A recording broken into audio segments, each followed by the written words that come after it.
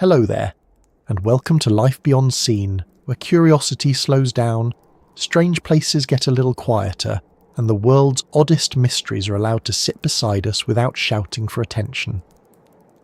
Tonight, we are drifting toward warm, shallow water, not very far from the coast of Florida, to a place where the sea is clear enough to make you feel as if the ocean has nothing to hide, which is exactly the sort of confidence the ocean should never be trusted with.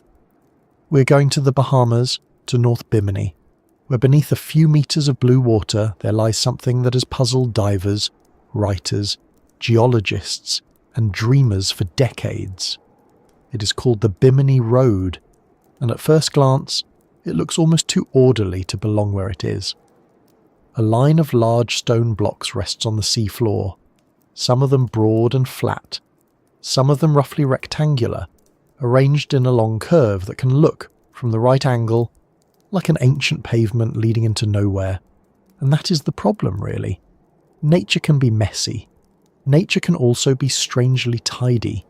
It can crack stone into straight lines, stack clouds like shelves, carve cliffs into steps, and leave patterns on the ground that look planned even when no human hand has touched them.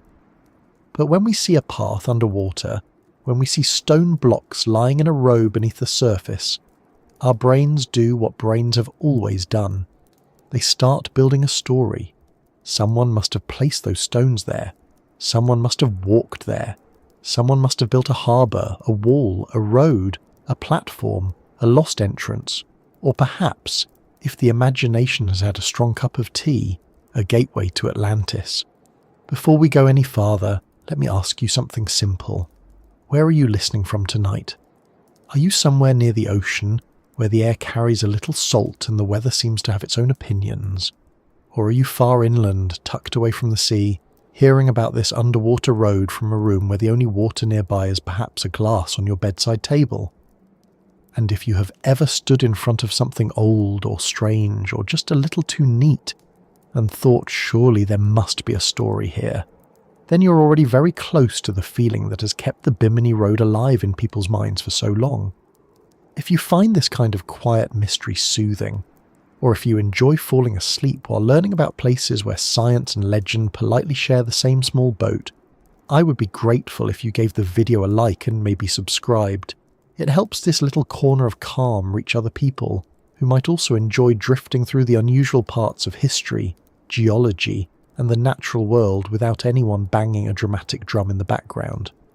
And I do hope tonight's journey is interesting enough to keep you company, but not so interesting that it keeps you awake.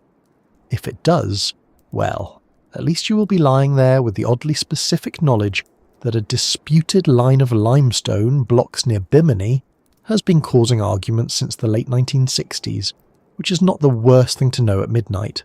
So, settle in. Let your shoulders drop a little. Let the day loosen its grip. We are not rushing toward an answer. That would be very un-ocean-like of us. The sea has had thousands of years to move sand, polish stone, bury shorelines, and confuse human beings, so we can take our time with it.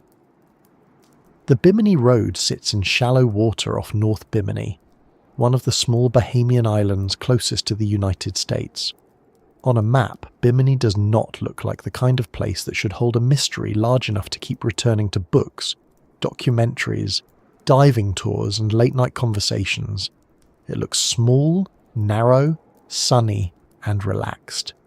The sort of place where boats seem more natural than cars, where the horizon is never very far away, and where the water shifts between blue and green in a way that makes people suddenly believe they have always liked snorkeling. It is famous for sport fishing, clear water, shipwrecks, reefs, and stories, because islands often collect stories the way tide pools collect shells. The Bimini Road is not deep in the way people imagine lost cities to be deep. It is not hidden in black water under miles of pressure, guarded by blind fish and expensive submarines. It lies in water shallow enough for divers and snorkelers to visit, which somehow makes it stranger. A mystery at the bottom of an abyss can stay mysterious because almost nobody can get to it. But a mystery in clear water, where people can swim above it and take photographs of it, has a different kind of power. It is visible, it is reachable, it is right there. And still, people disagree about what they are seeing. The formation is often described as a line of limestone blocks, some quite large, resting along the seabed. From above, the larger section appears to run in a fairly long line before bending near one end. That bend matters because a straight row of rock might be easier to explain as a natural shoreline feature, but a curve invites the imagination to lean forward. People have looked at that curve and seen the outline of a harbour. Others have seen a road, or a wall, or the remains of an ancient structure that sank as seas changed. And because Bimini has long been tied in popular imagination to the legend of Atlantis, it did not take much for the road to become part of a much larger story. Atlantis, of course, is one of those ideas that refuses to behave itself. It began in ancient Greek philosophy, in the writings of Plato, where it served a particular purpose in a particular argument. But over the centuries, Atlantis escaped its original setting and became something else entirely. It became a symbol of the lost world, the advanced civilization, the sunken city, the missing piece that would explain why human history feels, to some people, as if it must be hiding a locked room somewhere. Once a place gets connected to Atlantis, ordinary stones have a very hard time remaining ordinary. A broken wall becomes a temple. A natural ridge becomes a processional road.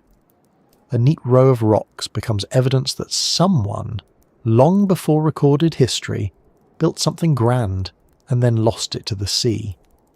This is where the Bimini Road becomes more than a geological feature. It becomes a test of how we look at the world. Do we begin with the stones themselves, their material, their shape, their setting, the way waves and cemented sand can form beachrock and then break it apart? Or do we begin with the feeling we get when we see them?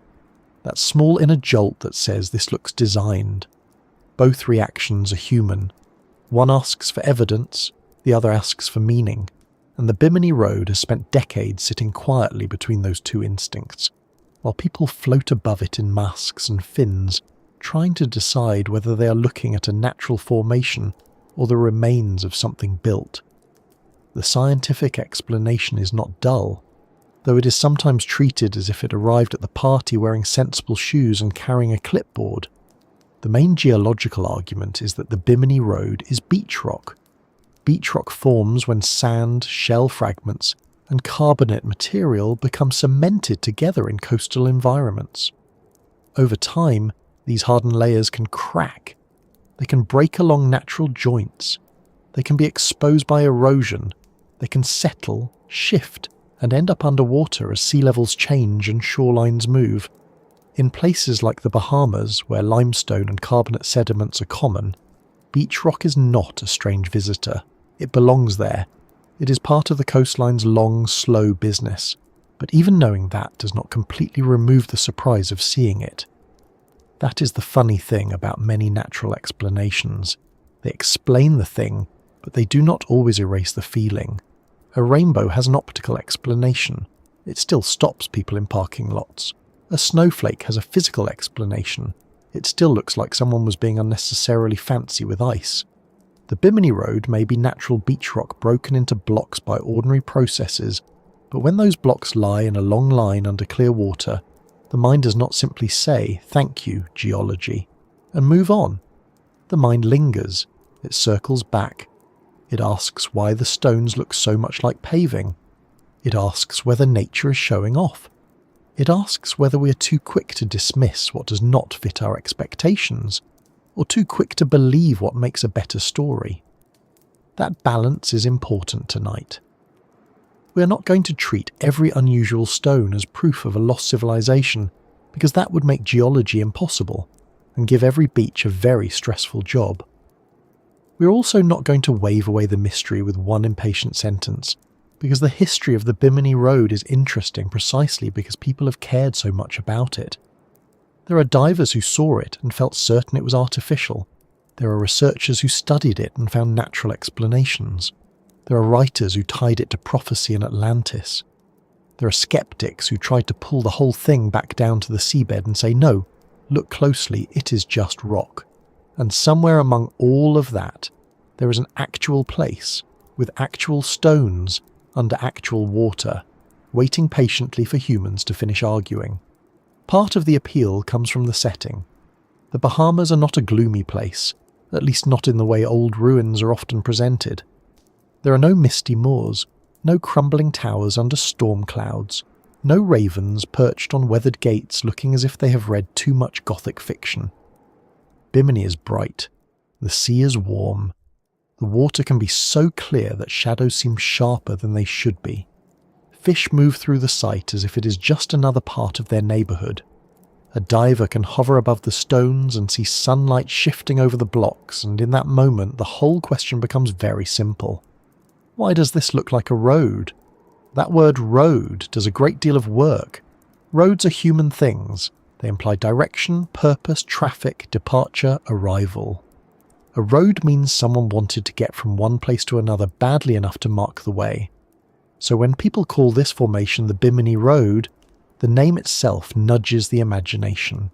It does not say Bimini Rock Line or North Bimini Beachrock Pavement, which may be more cautious but is admittedly less likely to make anyone click on a video at bedtime. It says road, and once a road exists in the mind, we want to know where it led. But underwater, a road becomes an even stranger idea.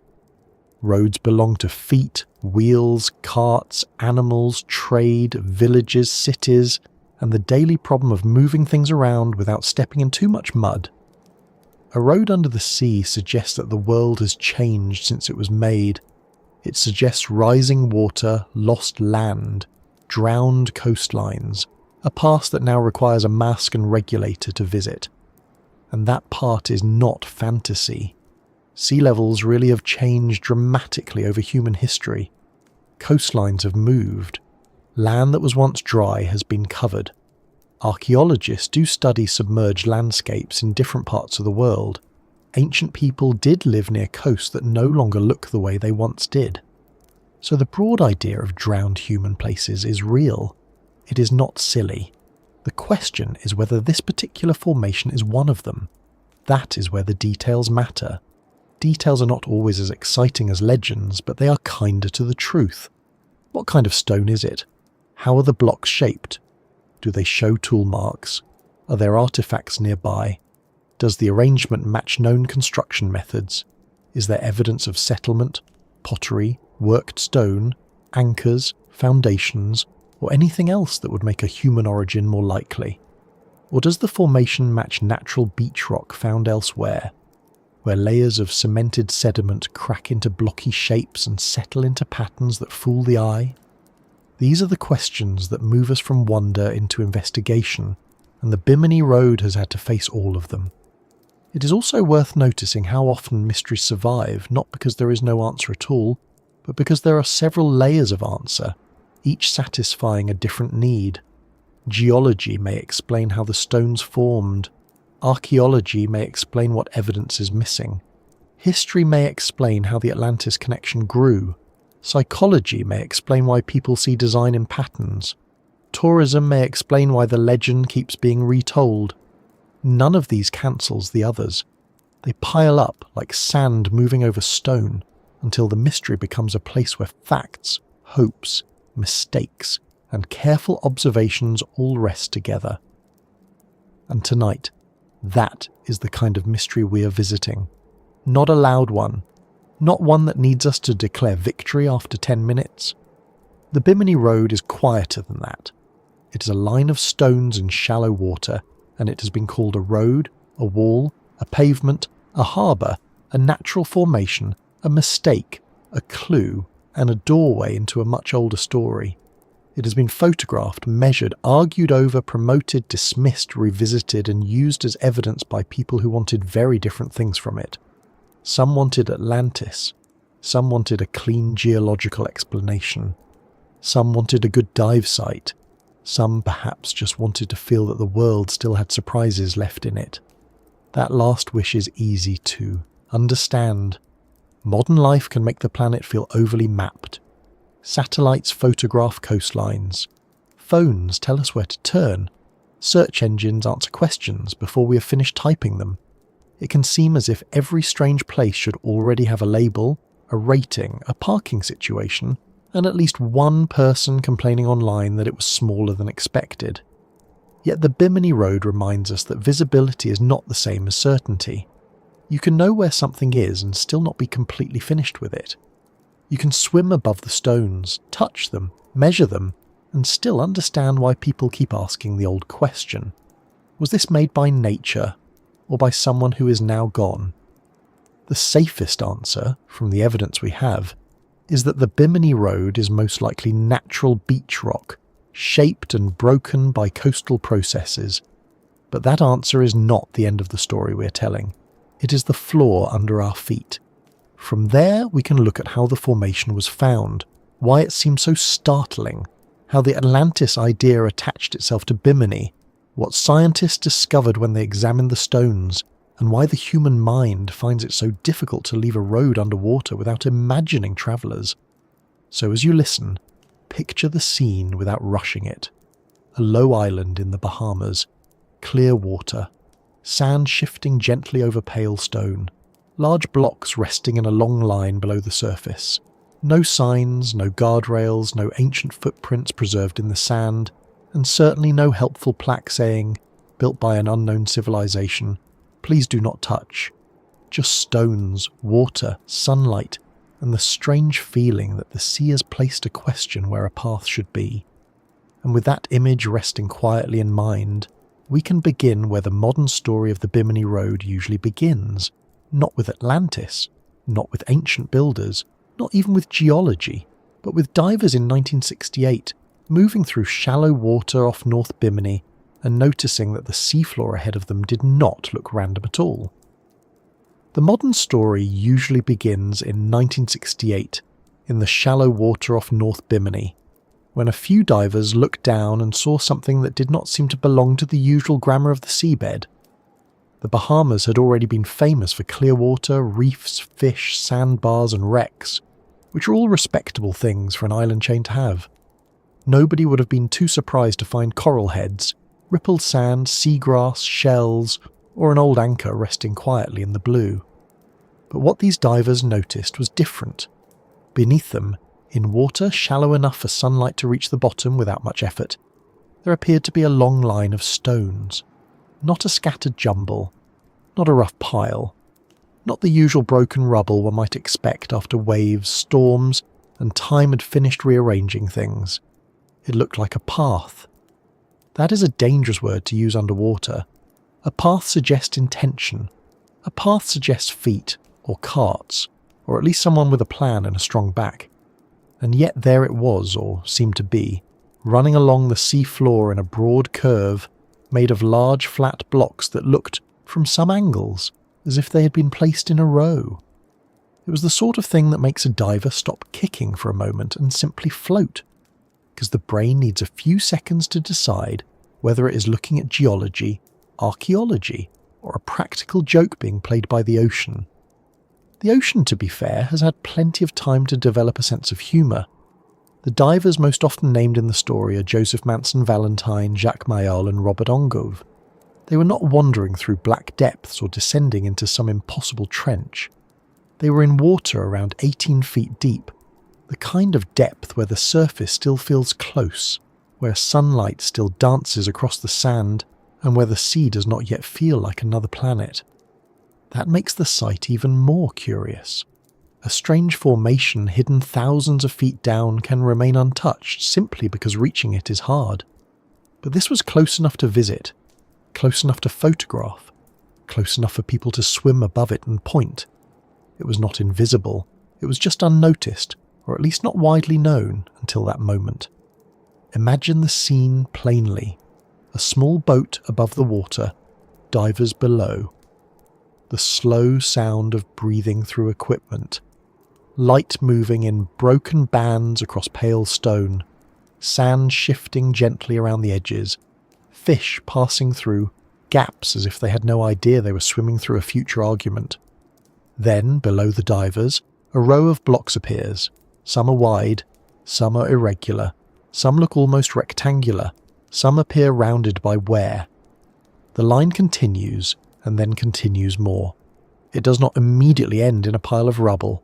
It runs on, long enough for a person to feel that uncomfortable little tug of pattern recognition. The mind says, this is not random. The mind says this before the careful part of the brain has had time to put on its glasses. From above, the formation would eventually be described as shaped something like a J, running for nearly half a mile. That curve helped make it famous. A straight strip of beachrock, even an impressive one, might have been easier for many people to accept as a natural shoreline feature. But a curve feels designed. A curve feels as though it is following a coastline, forming a harbour edge, enclosing a space, or turning towards some destination that has since been removed from the story. And when something underwater seems to curve with purpose, people begin to lean in. They begin to ask whether this is a road, a wall, a breakwater, a pier, a ceremonial path, or the remains of a place that the sea claimed long ago. The first reaction to such a sight is not always scientific. It is often bodily. Surprise comes before analysis. Wonder arrives before measurement. A diver seeing the Bimini Road for the first time might not think about carbonate cementation, wave energy, jointing patterns, or Holocene sea levels. Very few people, on a pleasant day in the Bahamas, open their inner notebook with the phrase, "Ah yes, possible intertidal lithification." Most people simply think, that looks made. And that first impression matters, not because it proves anything, but because it explains why the story travelled so quickly. When the discovery became known, it landed in a world that was very ready for a mystery like this. The late 1960s were a good time for strange ideas to find an audience. People were interested in ancient mysteries, psychic predictions, lost civilizations, new interpretations of old myths, and anything that seemed to suggest human history might be much older or stranger than textbooks allowed. Space exploration was pushing attention upward, while scuba diving and underwater exploration were pulling curiosity downward. The world was learning that both the sky and the sea could still surprise us. Into that mood came a line of stones beneath Bimini, discovered in the very place where some people had already been expecting something unusual. That expectation is a key part of the story. Long before the Bimini Road became famous, the name Bimini had already been connected in certain circles with Atlantis. Edgar Cayce, the American psychic whose readings attracted many followers, had made claims about evidence of Atlantis appearing near Bimini around 1968 or 1969. This prediction became deeply tangled with the later discovery. To believers, the timing seemed too neat to ignore. A prediction says evidence will appear near Bimini. Then divers report a strange underwater formation in 1968.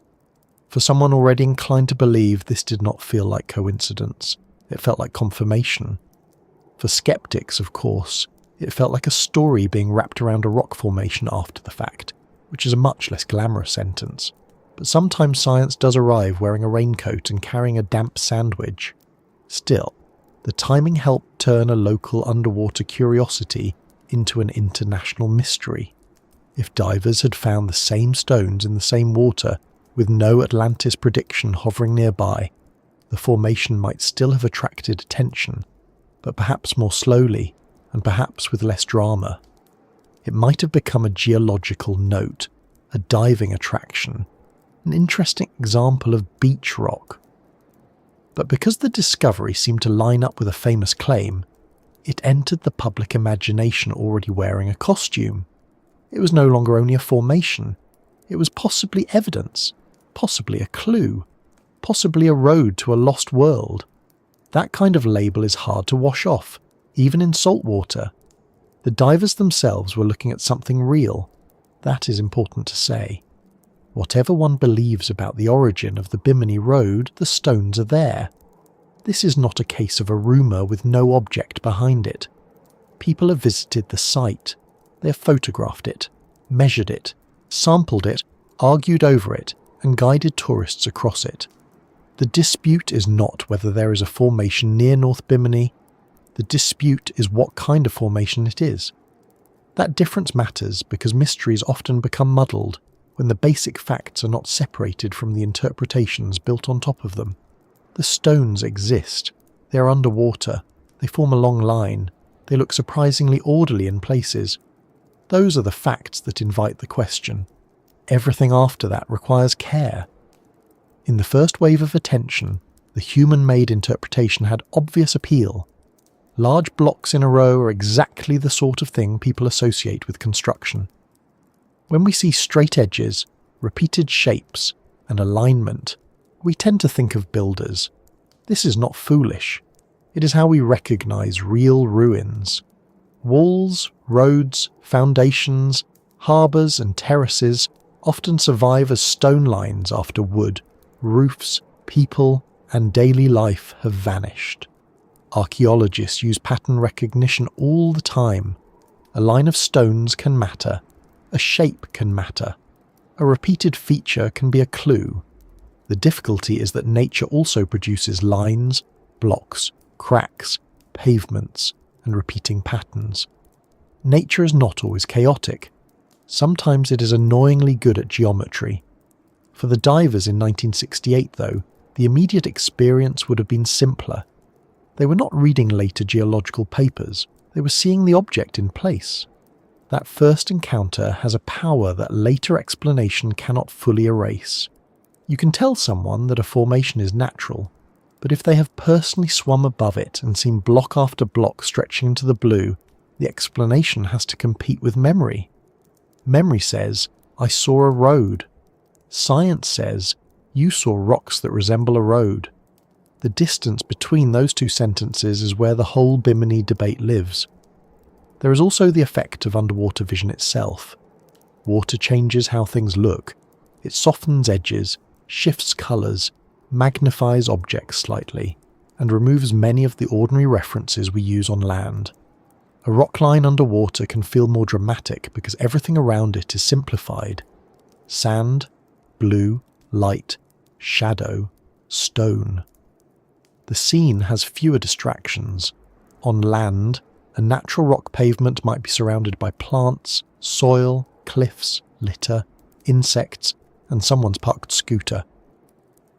Underwater, the formation has space to perform.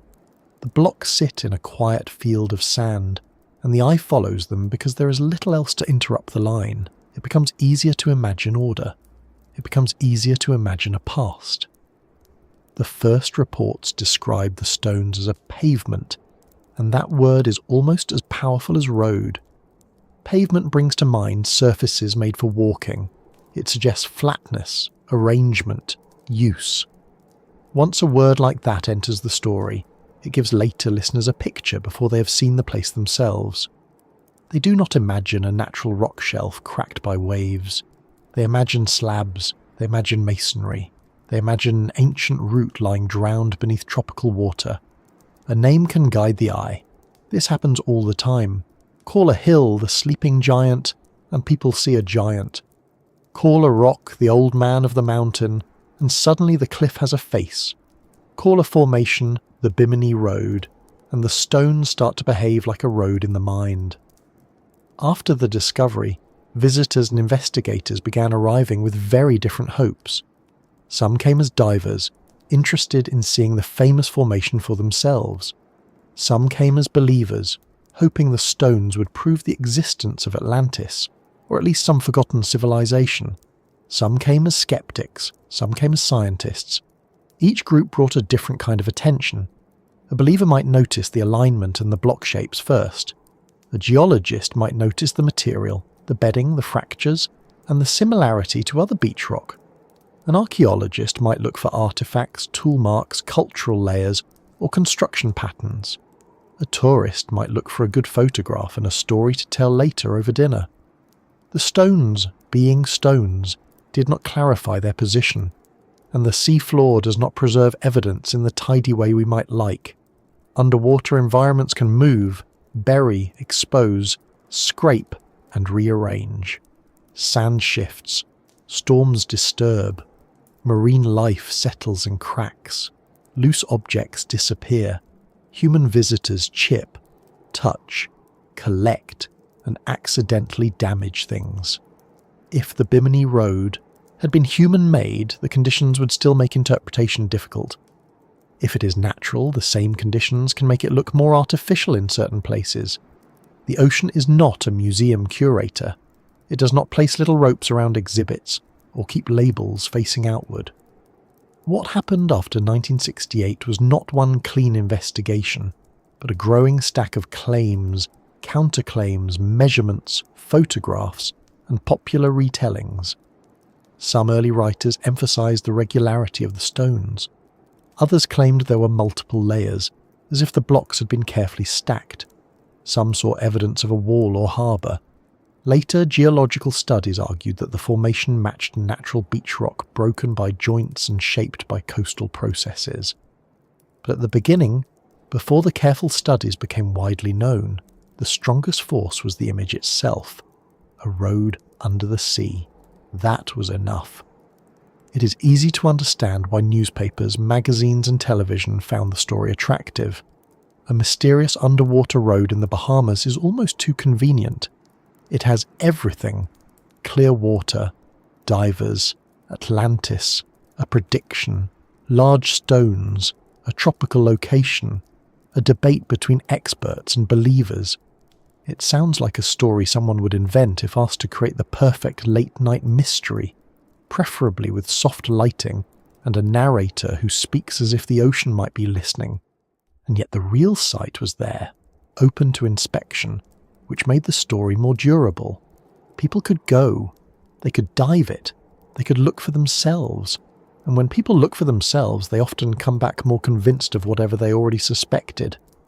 That is not meant unkindly. It is simply how human perception works. If someone goes to Bimini hoping to see Atlantis, the formation may seem to offer just enough order to keep the hope alive.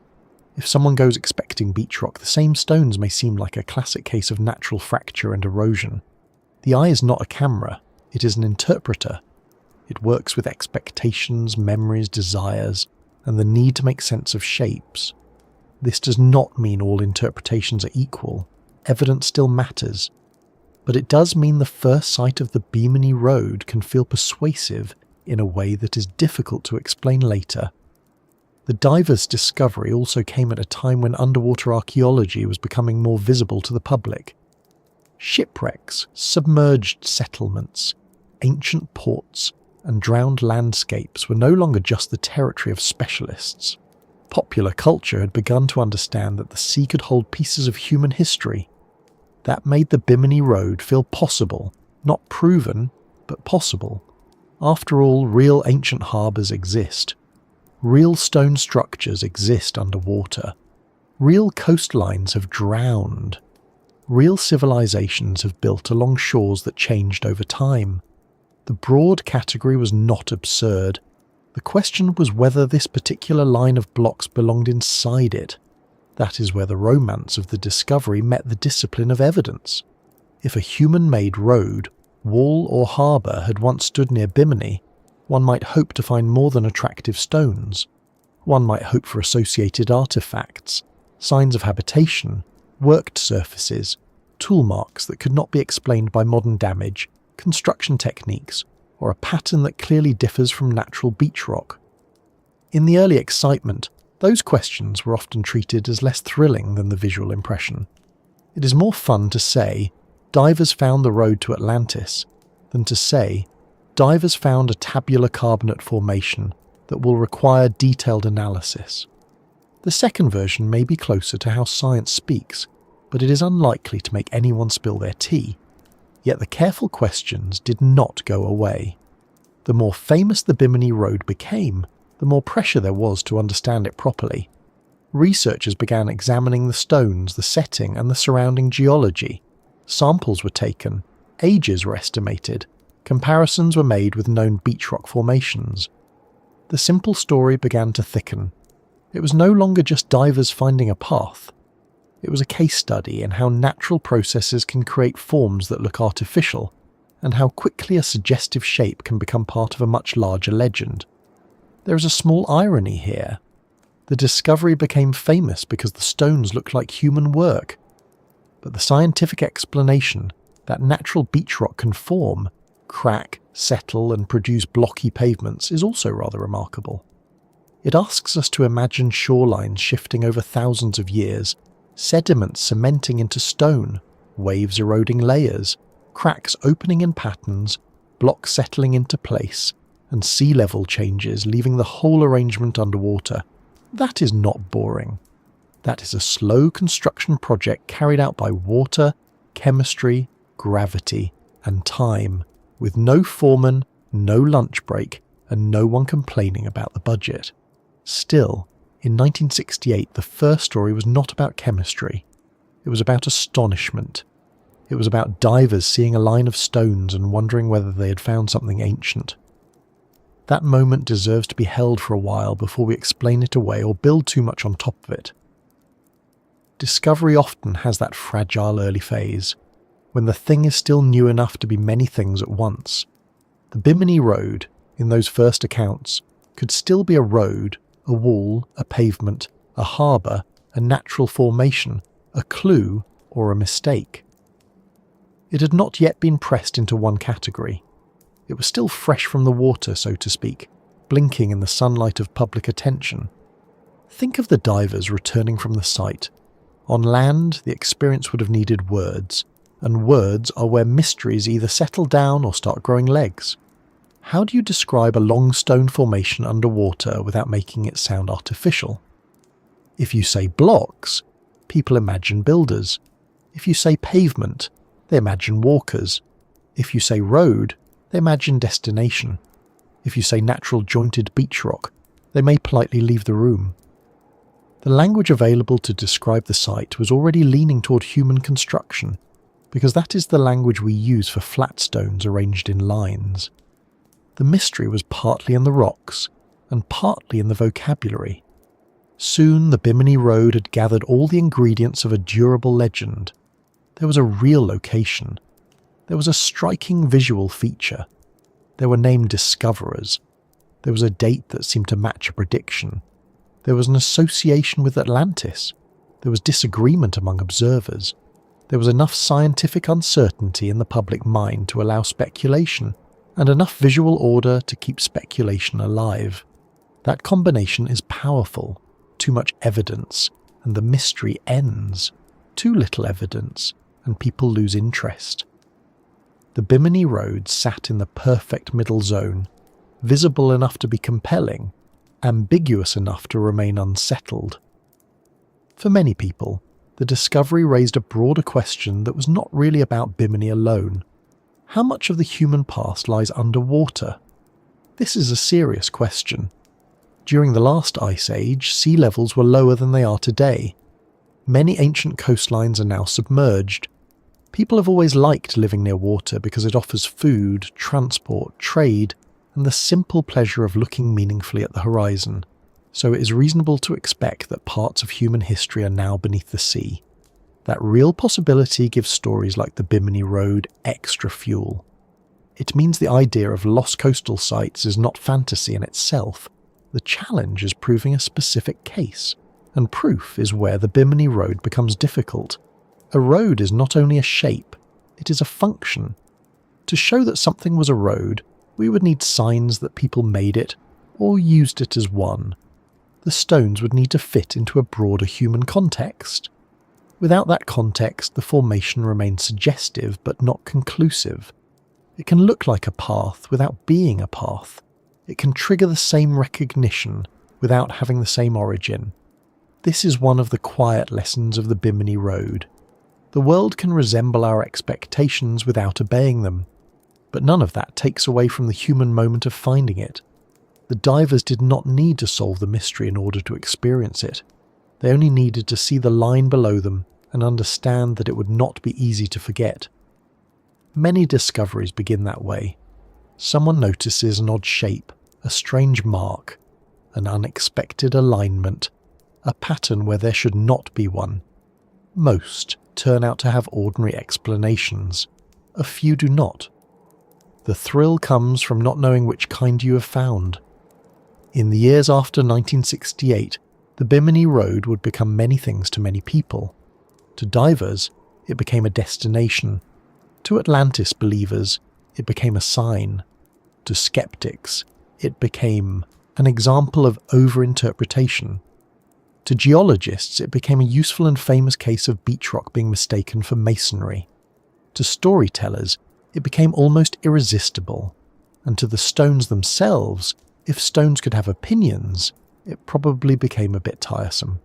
Imagine spending thousands of years forming quietly in a coastal environment, only to be accused of being a lost highway to Atlantis. One does feel for the limestone. What matters is that the first sighting opened a door, even if that door did not lead where some people hoped. It opened a conversation about natural patterns, submerged landscapes, ancient myths, and the way humans respond to shapes that look familiar in unfamiliar places. It also gave the Bahamas one of its most unusual underwater landmarks, a place where tourists could float above a scientific debate and decide for a few minutes which side of their mind was louder. The practical side might say, Beachrock. The imaginative side might say, road. The sleepy side, by now, might simply say, that is quite enough thinking about limestone for one evening. And yet, there is still more to notice. Because the Bimini Road did not become famous only because it was underwater. It became famous because of the particular appearance of the stones themselves. The blocks seemed large. They seemed arranged. They seemed to have edges. They seemed to form a line with enough regularity to make people uneasy. This is where the next part of the story begins. Not with the day of discovery, but with the thing that made the discovery so hard to dismiss at a glance. The stones looked too straight for comfort. That first impression, the sense that the stones were too straight for comfort, is really where the Bimini Road begins to take hold of the mind. Not because every block is perfectly shaped, and not because the entire formation looks like a freshly laid street, because it does not. The stones are irregular in many places. Some are broad and flat. Some are broken at odd angles. Some have rounded corners, as if the sea has spent a long time rubbing away their sharper parts. But there are enough straight edges, enough repeated shapes, enough blocks resting beside other blocks, that the eye starts to make a very old human decision. It starts to see design. This is one of the most interesting parts of the whole mystery, because the stones do not need to be perfect to feel suspicious. In fact, perfect stones might almost be easier to dismiss, because then we would expect clear evidence of cutting, fitting, carving and construction. The Bimini stones are not like that. They are rougher. They are stranger.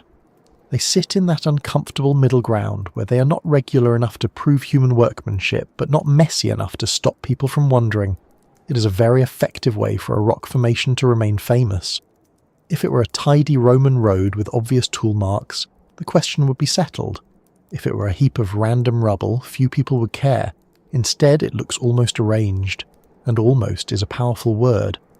A diva looking down at the formation may see a line of large slabs, some touching, some separated by channels of sand, some lined up in a way that feels too neat. The blocks can look like paving stones. They can look like sections of a wall that has fallen over. They can look like the remains of a causeway that once stood above water.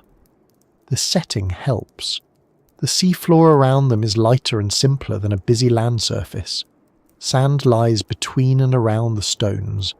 The water removes clutter. Sunlight casts shadows along the edges. A gap between two stones becomes a joint. A straight side becomes a cut. A line becomes a route. Before long, the mind has done what it does best. It has taken separate details and turned them into a single picture. This is not a flaw in the mind. It is one of our most useful abilities.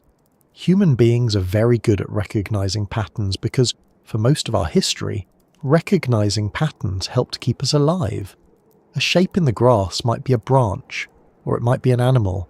A line of stones might be natural, or it might mark a boundary, a path, or a place where someone worked. Our brains are built to notice order quickly, sometimes before we have finished thinking about it. That is useful when the pattern is real. It can be misleading when nature has accidentally made something that looks familiar. In Bimini, the stones offered just enough order to activate that instinct, and the word straight deserves a little care here. In everyday language, we often call something straight when we mean generally aligned, not mathematically perfect. The Bimini Road is not a polished hallway. It is not a modern sidewalk with ruler-clean seams, but a long natural formation can still produce segments that appear straight to the eye, especially underwater, and especially when large blocks have fractured along natural joints. Sedimentary rock often breaks in ways that create flat planes and angular edges. Limestone can split into slabs. Beachrock can form in layers and then crack apart. Once those slabs separate, settle and erode, they may look very much like pieces arranged by hand. Beachrock itself is a useful thing to understand here, because it is one of those natural materials that can easily be mistaken for something built. It forms in coastal environments when sand, shell fragments and carbonate grains become cemented together. In a place like the Bahamas, where carbonate sediments are common, this is not unusual. The process can produce flat, hardened layers along former shorelines. Later, those layers can be broken by cracks, waves, erosion, and shifting sand. What begins as a broad sheet can become a collection of tabular blocks. Some blocks may remain close to where they formed. Others may settle. Sand may wash out from beneath them. The result can look like a pavement, even when no one ever laid it down. That may sound disappointing at first. A natural beach rock pavement does not have the same immediate drama as a lost road made by vanished builders. But it is worth sitting with the natural version for a moment, because it is not ordinary in the casual sense. It involves shorelines that changed, sediment that hardened, water that carved, blocks that cracked, and the slow lowering or exposing of stone surfaces as the coast shifted. This is not a pile of pebbles. It is a landscape process preserved in pieces. The sea did not need a blueprint. It had time, pressure, chemistry, and movement. Nature is very patient, which is both impressive and slightly annoying when you're trying to win an argument against it. The regular-looking parts of the Bimini Road have often been the centre of debate. Some observers have pointed to the size of the blocks. Some have pointed to the way larger stones appear to fit beside each other. Others have claimed that there are smaller stones beneath the larger ones, as if the formation has more than one course, like masonry. That idea is especially attractive because masonry often involves layers. If large stones appear to sit on smaller stones, the mind leaps again toward construction. It imagines foundation blocks, support stones, wedges placed with care, perhaps a structure that once rose above the waves. But here the evidence becomes difficult. Small fragments beneath larger blocks can also be produced naturally when thinner layers of beach rock break apart and settle under the main slabs. What looks like support may be debris. What looks like a second course may be a result of erosion. The difference is not always obvious when viewed underwater, especially through shifting sand and moving light. The rounded edges matter too. If the stones were freshly cut, one might expect sharp corners, clean surfaces, or consistent shapes. The Bimini blocks, however, are often rounded and worn. That does not automatically disprove human origin, because an ancient structure underwater could be heavily eroded. Salt water, sand, organisms, storms, and chemistry can wear away surfaces over long periods. But heavy erosion also means that if there ever were tool marks or inscriptions, they would be very unlikely to survive clearly. This creates another frustrating middle ground. The worn surfaces make it harder to prove human workmanship, but believers can say the evidence has simply been erased by time. The stones become both suspicious and uncooperative, which is a classic trait of a long-lasting mystery. There is also the issue of scale. Some blocks are large enough to make people wonder how they could have moved naturally. Large stones feel deliberate. When we see big, flat blocks, we imagine labour. We imagine lifting, dragging, fitting and planning. But coastlines can move large materials in ways that seem surprising. Waves, storms, undercutting and settling can shift or expose heavy rock. More importantly, the Bimini blocks do not need to have been carried from far away and placed one by one if they formed as part of a larger sheet of beachrock. A single sheet can crack in place. Blocks can separate without being transported like bricks. The appearance of large separate stones does not by itself prove that someone arranged them. It may simply mean a larger natural layer broke into sections. Still, the eye keeps coming back to those sections. Even when you understand the geological argument, you can see why people hesitate. The stones are not scattered randomly across a wide area, they form a line. A long line gives the mind a direction to follow. Direction creates purpose. Purpose creates story. If the formation had been a circular patch, perhaps people might have called it a platform. If it had been a rectangle, perhaps a foundation. Because it is long, people call it a road. This is how shape and language begin working together. The formation offers a line. The word road gives that line a job. Of course, a road should lead somewhere. That is one of the quiet problems with the human-made interpretation. A road on land usually connects places. It has a beginning and an end, even if both are ruined. The Bimini Road, as seen today, does not clearly connect two known ancient sites.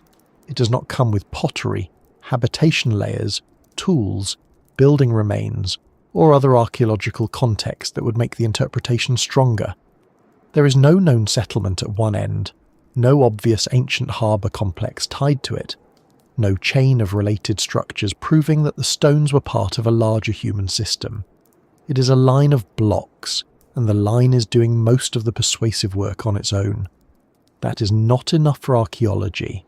Archaeology is not only the study of things that look interesting, it is the study of evidence in context. A stone wall matters because of how it is built, where it is located, what materials it uses, what is found around it, what layers it belongs to, and how it compares with known human construction. A road is not proven by a road-like appearance alone. It needs signs of use, design, or association. That is where the Bimini Road has struggled. The stones look suggestive, but suggestive is not the same as diagnostic. A doctor does not diagnose a patient by saying, "Well, you have the general mood of a flu." They need more than the mood. Archaeologists are much the same, though usually with fewer thermometers. The natural explanation also has the advantage of comparison. Similar natural pavements exist elsewhere. Sedimentary rocks can fracture into blocks. Some natural formations form patterns so regular that they look almost tiled. The famous tessellated pavement in Tasmania, for example, looks as if someone made a stone floor, but it is a natural formation caused by jointing and erosion. Once you know that nature can produce these effects, the Bimini Road becomes less impossible. It may still look strange, but it no longer stands alone. It joins a wider family of natural features that mimic human design well enough to make people argue in sandals. The term for this kind of mistake is sometimes connected to Pareidolia, the tendency to perceive meaningful patterns in random or natural things. We usually talk about pareidolia when people see faces in clouds, animals in rock formations, or a concerned expression in the front of a car. But the same broad habit can apply to structures. We see steps, walls, roads, towers, and ruins because those are shapes we understand. The brain uses familiar categories to interpret unfamiliar sights. Underwater, with limited context, that tendency can grow stronger. The Bimini Road may not be a face in a cloud, but it may be a road in a rock pavement, at least to the part of the mind that prefers quick recognition over slow analysis. And yet, it would be unfair to say that everyone who wondered about the formation was simply seeing things. The blocks really are striking. The line really does exist. The formation really does have sections that appear arranged. The better lesson is not that people are foolish for seeing design, but that design is harder to prove than it feels. A natural object can give a powerful first impression. That impression can be honest, sincere, and understandable. It can also be wrong. The world does not owe us simple visual categories. Sometimes a stone that looks like a tool is only a stone. Sometimes a hill that looks like a pyramid is only a hill. Sometimes a road is Beachrock having a very convincing afternoon. This is why the Bimini Road is such a useful mystery. It sits at the boundary between perception and evidence. If you only look at the photographs, especially the most dramatic ones, it is easy to see why people imagine human hands. If you only read the geological descriptions, it is easy to feel that the mystery has been overinflated. But if you hold both together, the story becomes richer. You can understand the excitement of the divers without accepting every claim that followed. You can accept the Beachrock explanation without pretending the site is visually boring. You can say, yes, it probably formed naturally, and also, yes, I understand why people stared at it and thought otherwise. There is another reason the stones feel uncomfortable. They challenge a simple division many people carry around without noticing. We tend to think of human-made things as straight and natural things as curved or irregular. Human beings build walls, roads, squares, houses, docks, and paths. Nature makes trees, waves, dunes, clouds, reefs, and coastlines. But this division is not reliable. Nature makes crystals with sharp geometry. Basalt can form columns. Mud can crack into polygons. Ice can form straight fractures. Sedimentary rocks can split into slabs. On the other side, human ruins often become irregular very quickly once weather, roots, earthquakes, and neglect get involved. Straightness is a clue, not a verdict. The Bimini stones exploit that confusion perfectly.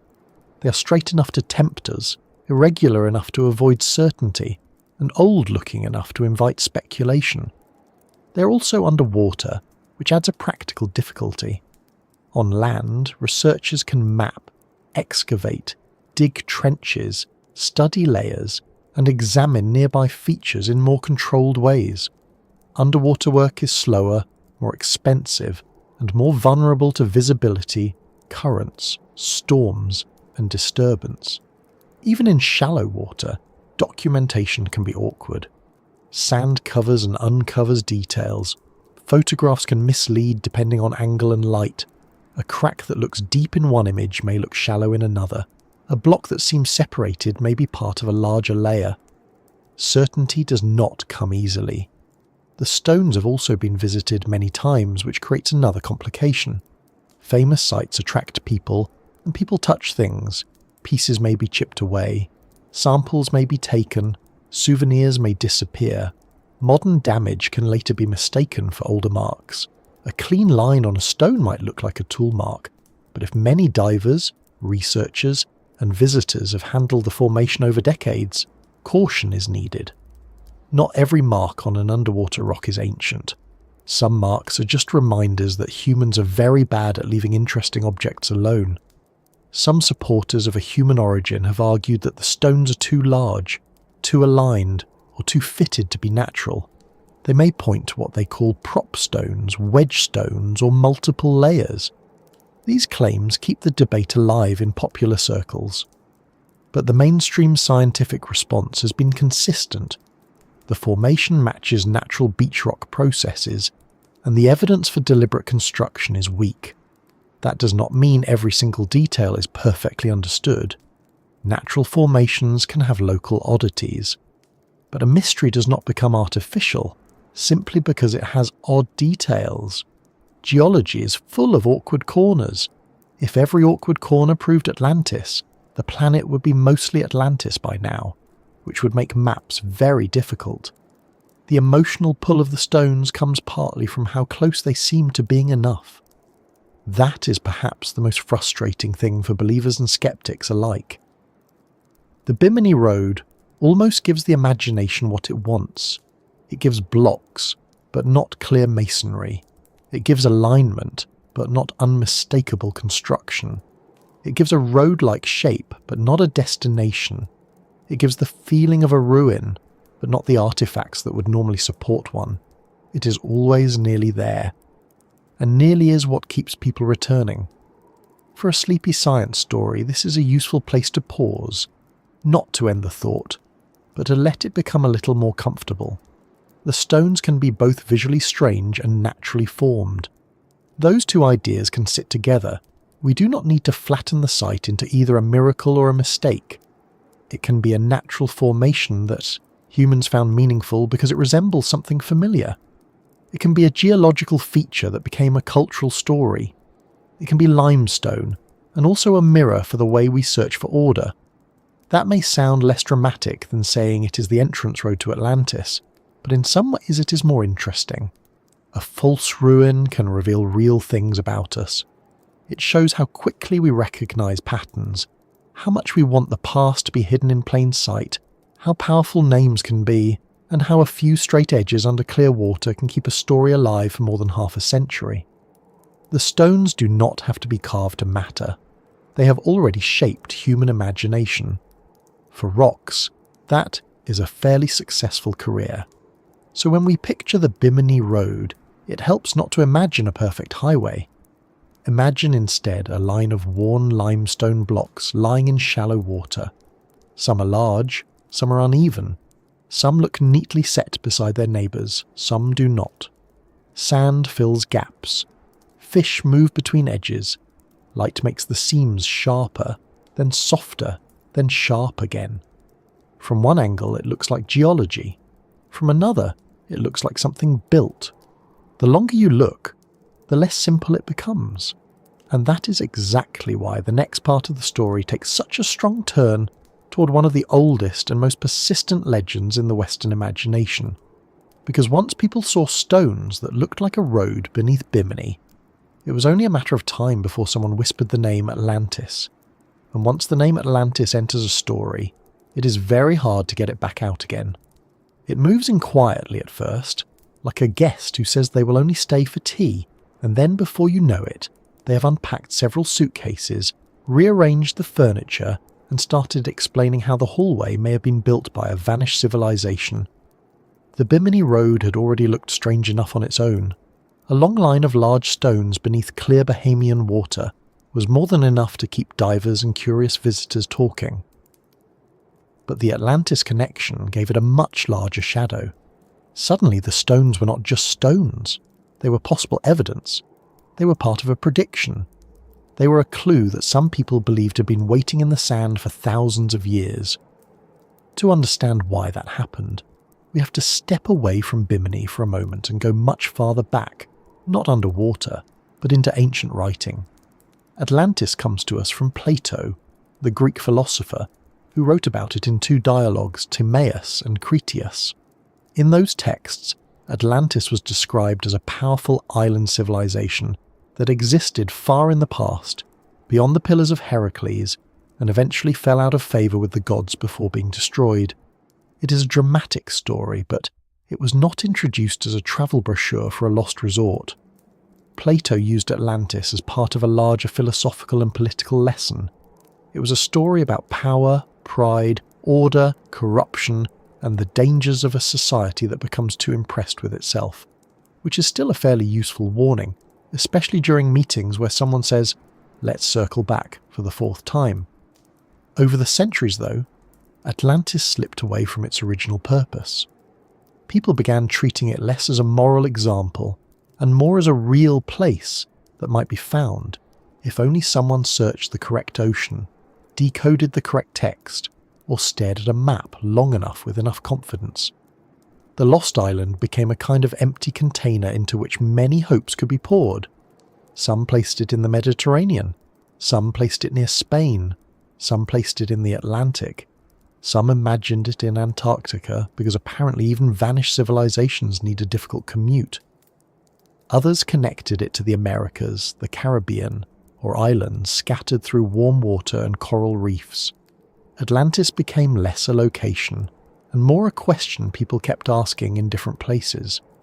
That is why Bimini was such fertile ground for the legend. The island sits at the western edge of the Bahamas, close to Florida, surrounded by water that can look shallow, ancient and inviting all at once. It is easy to imagine old shorelines there. It is easy to imagine storms, sea level changes, shipwrecks and hidden things. The Bahamas themselves are built from limestone and carbonate platforms, which means the land and seafloor can produce unusual shapes. Sandbanks, reefs, blue holes, ledges, and underwater formations are part of the region's physical character. To a geologist, this setting offers natural explanations. To a dreamer, it offers possibilities. To someone already looking for Atlantis, it offers just enough space for the imagination to park a very large mythical city. The specific link between Bimini and Atlantis grew stronger because of Edgar Cayce. Cayce was an American psychic from the early 20th century who became famous for giving what were called readings while in a trance-like state. His followers believed he could speak about health, past lives, ancient civilizations, and future events. Among his many claims were statements about Atlantis. He described it as a real ancient civilization with advanced knowledge, and he connected parts of its story to the Atlantic and the Caribbean. Most importantly for Bimini, he made a prediction that evidence connected to Atlantis would rise or be found near Bimini around 1968 or 1969. Now, that date is the part that made people sit up. Because in 1968, divers reported the underwater stone formation off North Bimini. To believers in Cayce's readings, this felt like more than coincidence. The timing seemed too convenient. The place matched. The stones looked arranged. The sea had offered up a formation that resembled a road or wall just when evidence was expected. It is not difficult to see why people connected the dots. The human brain is extremely good at connecting dots, sometimes even when the dots are standing politely in different rooms. For skeptics, of course, the connection was not convincing. A prediction about evidence near Bimini is broad enough to attach to many possible discoveries, especially in a place full of reefs, stones, wrecks, and underwater features. And the Bimini Road did not rise dramatically from the sea like a building in a film. It was discovered underwater by divers. It was not carved with inscriptions saying, "Property of Atlantis, please return if found." It was a line of limestone blocks whose origin still needed to be tested. But once the prediction and the discovery were placed side by side, the popular story had already formed. The Bimini Road became the road to Atlantis in the minds of many people, even though the evidence for that claim was far from settled. This is one of the reasons the Bimini Road is such a good example of how legends attach themselves to real objects. A real thing is found. The real thing has an unusual appearance. A pre-existing story is waiting nearby. The timing seems meaningful. Then, almost without anyone making a single deliberate decision, the object becomes part of the legend. From that point on, every photograph of the stones is not just a photograph of stones. It is a possible glimpse of Atlantis. Every gap between blocks is not just a gap. It may be a joint between ancient paving slabs. Every straight edge is not just an edge. It may be human workmanship worn down by ages underwater. The legend gives each detail a role to play. But legends also make it harder to see clearly. They add expectation. When someone visits the Bimini Road after hearing that it might be connected to Atlantis, they are not arriving with an empty mind.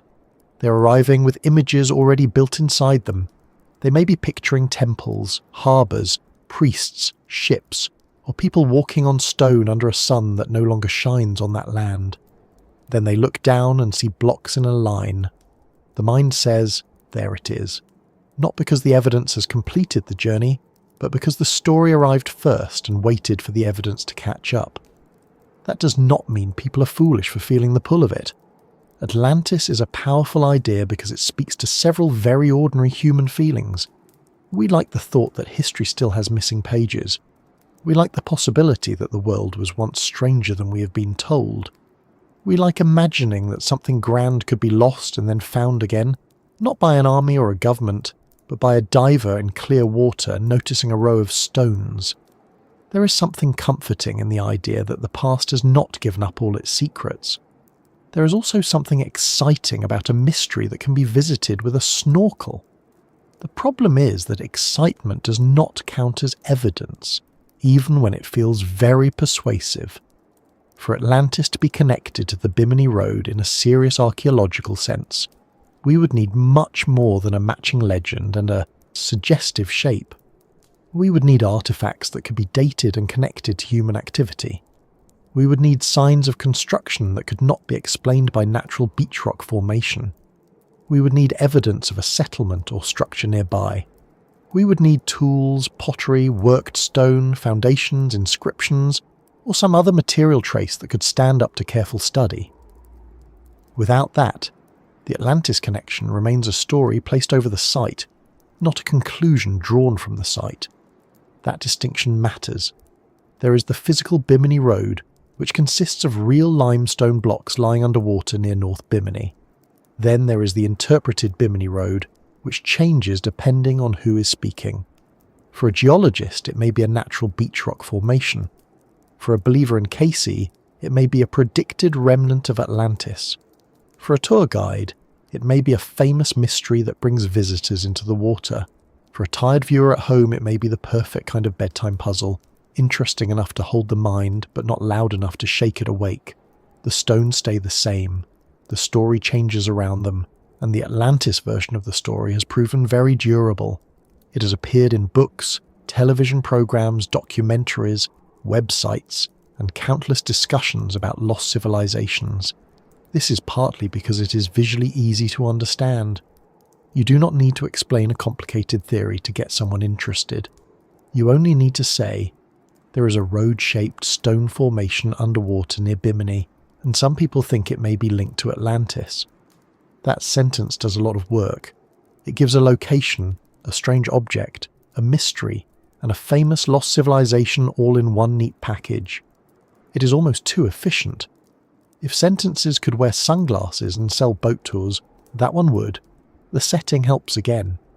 Bimini is not a grey, distant place hidden behind academic language. It is bright, accessible, and beautiful. The water looks like the kind of place where a secret could remain visible for centuries simply because everyone assumed it was part of the scenery. When people imagine Atlantis, they often picture blue water, warm islands, and ruins beneath the sea. Bimini fits that mental picture better than many more likely archaeological places would. A dry excavation trench in a windy field may be more historically important, but it does not look like Atlantis in the popular imagination. Bimini does. There is also a long tradition of connecting the Caribbean and the Atlantic islands to lost civilizations. Some of these ideas come from genuine curiosity about ancient migrations and sea level change. Others come from outdated, speculative, or unsupported theories that try to explain ancient cultures by inventing lost advanced visitors rather than giving full credit to the people who actually lived in those places. This is a pattern worth being careful with. Claims about Atlantis can sometimes drift into the habit of saying, "This seems impressive, so perhaps it came from a vanished super-civilization," when the better question is often, what do we actually know about the people, environment, and natural processes here?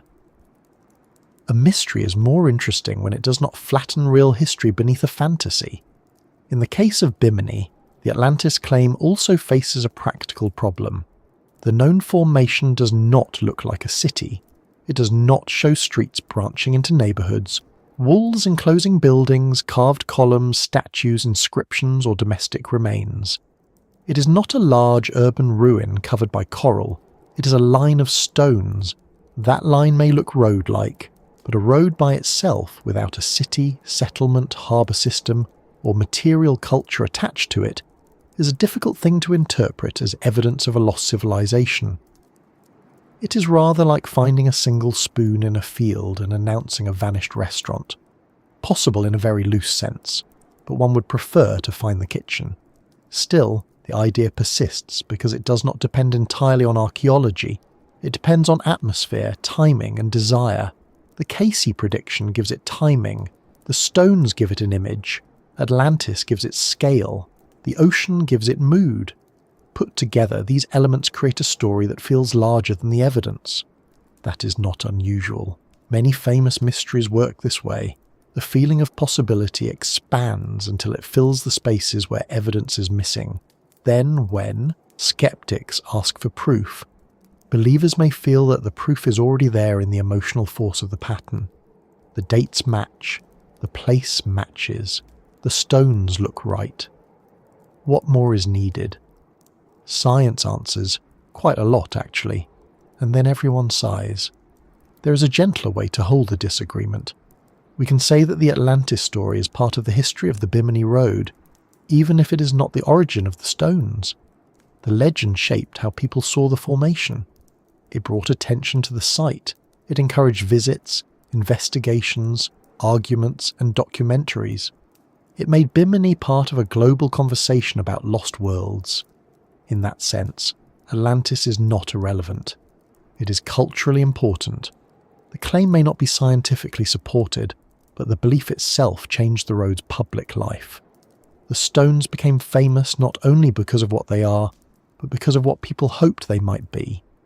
This happens with many ancient and natural sites. A place can have a physical history and a storytelling history. The physical history of the Bimini Road may be coastal sediment, beachrock formation, cracking, erosion, and submergence.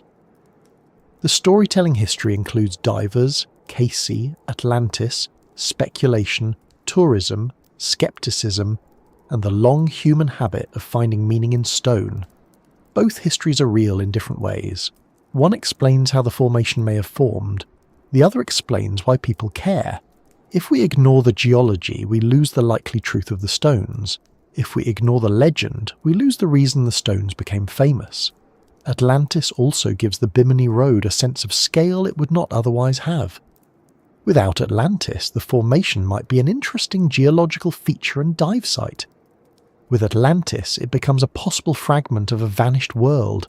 Human imagination loves fragments. A full, clear answer can sometimes be less powerful than a partial clue. A single stone block can feel more mysterious than a fully excavated wall because it leaves more room for the mind to build. The Bimini Road offers just enough structure to suggest something, and just enough ambiguity to prevent that something from becoming plain. It is worth remembering that Plato's Atlantis, if read carefully, does not point clearly to Bimini. The story belongs to a specific ancient literary and philosophical context. But popular Atlantis hunting has rarely been restrained by that. People have searched for Atlantis almost everywhere.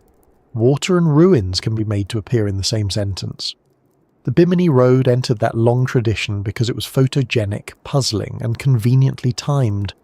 It became one more candidate in a long list of places people have tried to fit into an old story. And like many Atlantis candidates, it says as much about modern hopes as it does about ancient evidence. There is also a kind of emotional neatness in the idea. Atlantis was said to have sunk. Bimini has stones underwater. The mind enjoys the match. It is simple, direct, and satisfying. But the real world is often less tidy than a satisfying idea. Coastlines sink or flood for many reasons. Rocks form patterns for many reasons. Legends travel and attach themselves to places for many reasons. A resemblance between a story and a site can be meaningful as folklore without being proof as archaeology. That is a difficult sentence for the imagination to accept, because folklore is allowed to be generous, while archaeology keeps asking where the pottery is. And so the Atlantis whisper beneath Bimini remains just that, a whisper, not a declaration, not a confirmed discovery, not a solved case. It is a voice that comes from books, predictions, divers' memories, television specials, and the long tradition of wanting the sea to return something astonishing. It moves through the story quietly, even when people speak about it loudly. You can hear it whenever someone says the stones look too regular. You can hear it whenever someone mentions the 1968 prediction. You can hear it whenever a photograph of the formation is shown from just the right angle, with the block stretching into blue water like the beginning of an ancient route. But if we are being careful, and it is good to be careful even when we are half asleep, the strongest evidence still points away from Atlantis and toward natural geology. The stones can be explained as beach rock. The shapes can be explained by jointing and erosion. The lack of artifacts matters. The lack of a broader site matters. The fact that natural formations can mimic masonry matters. The legend is compelling, but it does not carry the weight that physical evidence must carry. Even so, there is no need to be harsh with the wonder itself. Wonder is often the first step toward learning. Many people who first heard of the Bimini Road because of Atlantis later encountered geology, archaeology, sea level history, and the science of coastal formations. A legend can open the door, even if it does not tell you what is actually inside the room. The important thing is not to let the legend lock the door behind it. We can enter through Atlantis, look around, and then keep going. That is where the story becomes more grounded and, in its own way, more interesting. Because once we set aside the need for the Bimini Road to be part of a lost empire, we can look at what the stones themselves are made of, how Beachrock forms, why it cracks into blocky shapes, and why nature sometimes produces patterns that look almost embarrassingly architectural. The Atlantis story may be the part that first catches the ear, but the rock has its own story too, and it has been waiting under the water longer than any rumour attached to it. So, if the Atlantis story is the whisper that made Bimini famous, the rock itself is the quieter witness sitting underneath all the speculation. It does not speak in myths. It does not offer names, dates, kings, maps, or dramatic warnings carved into stone. It simply lies there, pale and worn, under a few meters of water, looking just organised enough to make people suspicious. And to understand why it looks that way, we have to spend some time with Beachrock, which is not the most glamorous word in the world, but it is doing a great deal of work here. Beachrock sounds like something a tired person might say when they cannot remember the name of a coastal formation. You know, the beachrock, the rock on the beach. But in geology, it means something more specific, and once you understand how it forms, the Bimini Road begins to look less like an impossible structure and more like a very convincing natural impersonation. Beachrock begins with ordinary beach material. Sand, broken shells, bits of coral, tiny fragments of marine life, carbonate grains and other small pieces collect along a shore. In places like the Bahamas, much of this material is rich in calcium carbonate because the islands sit in a warm, shallow marine environment where shells, coral, algae and limestone are part of the basic building supply. The beach is not just a strip of loose sand, it is a working zone. Water moves through it. Waves push grains around, tides soak and drain it, rainwater filters through it, minerals dissolve and precipitate. The beach may look relaxed from a folding chair, but chemically speaking it is quite busy. It is less like a vacation spot for sediment and more like a slow factory with excellent lighting. Over time, under the right conditions, loose grains can become cemented together. Minerals precipitate between the particles and bind them into a harder layer.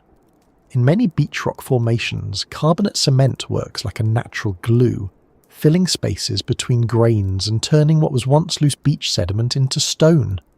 This can happen surprisingly quickly in geological terms, not quickly in the sense of making a sandwich, of course. Geology is rarely impressed by lunch, but compared with many rock-forming processes that take vast stretches of time, beachrock can form in relatively recent coastal environments. It is a young kind of rock, often tied closely to shorelines, tidal zones, and the movement of water through beach sediments. This matters for Bimini because beachrock often forms in flat or gently sloping layers. It can follow the shape of an old beach. It can form parallel to a shoreline. It can harden beneath or near the surface, then later become exposed as waves and erosion strip away the loose sand around it. Once exposed, it does not remain a smooth sheet forever. It cracks, it breaks, it weathers. It can split into blocks along joints, bedding planes and weaknesses in the rock. And when a flat sheet of stone breaks into blocks, especially blocks with straightish sides and broad surfaces, it can look remarkably like paving. This is where nature starts becoming inconvenient for simple stories. We often expect natural things to look random, but rocks do not always obey that expectation. Sedimentary rocks can form in layers. Layers can fracture in regular patterns, cracks can meet at angles, repeated stress can create joints, erosion can widen those joints. A sheet of hardened coastal sediment can break into shapes that look rectangular, polygonal, or slab-like. If those pieces remain roughly where they formed, or settle close together after surrounding material is washed away, the result can resemble a floor. If the formation is long and narrow, the floor begins to resemble a road. And if the road is underwater near a place already connected to Atlantis, well, then everyone suddenly has a lot to say. The Bimini Road is often described as being made of limestone beachrock blocks. These blocks are not all the same size or shape. That is important. Popular images and dramatic descriptions sometimes make the formation sound as if it consists of perfectly cut stones arranged with the precision of a modern walkway. In reality, the stones are more mixed than that. Some are large, some are smaller, some are roughly rectangular, some are polygonal, some are irregular. Many have rounded corners and worn surfaces. This unevenness does not stop the formation from looking striking, but it does make the human-built argument harder. Ancient builders can make irregular structures, of course, especially if they are working with natural stone. But when the material, pattern, weathering, and setting all fit known beachrock processes, the simpler explanation becomes difficult to ignore. Still, let us not make the mistake of pretending that natural means obvious. Natural features can be deeply strange. The Giant's Causeway in Northern Ireland has basalt columns that look as if they were installed by a very serious contractor with a fondness for hexagons. Tessellated pavements can look like stone floors divided into tiles. Mudflats can crack into polygon patterns. Crystals can grow into sharp, repeating forms. Caves can produce delicate mineral shapes that look sculpted. Nature does not need human tools to produce geometry. It uses pressure, chemistry, gravity, cooling, heating, drying, wetting, stress, and time.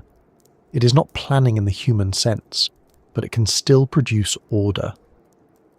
That is one of the reasons the Bimini Road keeps troubling people. It looks planned because we are used to thinking of straight edges as plans. The broken edges are especially important. When beachrock forms as a sheet, it does not stay unbroken forever. Waves can undercut it. Storms can shift sediment away from it. The rock can be weakened by cracks. Once blocks separate, water can move through the gaps. Sand can scour out the spaces below. Pieces can settle down onto older, harder limestone beneath them.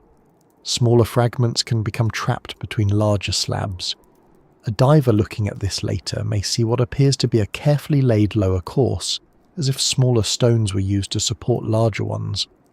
But the same appearance can arise from natural breakage and settling. The sea is very good at arranging debris in ways that make humans suspicious. This is one of those places where a slow explanation is better than a dramatic one. Imagine a flat layer of beach rock forming along an old shoreline. It hardens within the beach environment. Later, the shoreline changes. Waves erode the surrounding loose sediment. The hardened layer becomes exposed. Cracks develop and widen. The sheet breaks into slabs. Some slabs remain close together, others tilt or settle. The material beneath them is washed away. The blocks drop down slightly or rest at uneven levels. Sand fills some gaps and leaves others open. Marine life grows on surfaces. Edges become rounded by abrasion, chemical weathering, and boring organisms. After enough time, what remains is a line or pavement of worn blocks beneath shallow water. No builders are needed. No lost city is required. Just a coastline doing coastline things, slowly and without asking whether it is about to confuse several generations of divers. The rounded corners of the stones tell their own practical story. Many Bimini Road blocks have been described as resembling large loaves, with softened edges rather than crisp cut corners. That does not look like fresh construction. It looks like material that has been worn. Rounded corners can form when rock is exposed to moving water, sand abrasion, chemical dissolution, and biological activity. If the original surfaces, have been heavily worn away, then any claim about tool marks becomes difficult. A believer might say, the tool marks disappeared because the stones are old and eroded. A skeptic might say, the lack of tool marks is exactly what we would expect from natural beach rock. Both statements can be made, but only one has the support of the broader geological setting. Without surviving workmanship, artifacts or construction context, the stones cannot carry the Atlantis argument on their rounded little shoulders. That is a lot to ask of limestone. The fact that the blocks can appear fitted together also has a natural explanation. When a single sheet breaks apart, neighbouring pieces may have complementary edges because they came from the same original layer. Think of a cracker breaking into pieces. If the pieces remain close together on the plate, some edges will seem to match.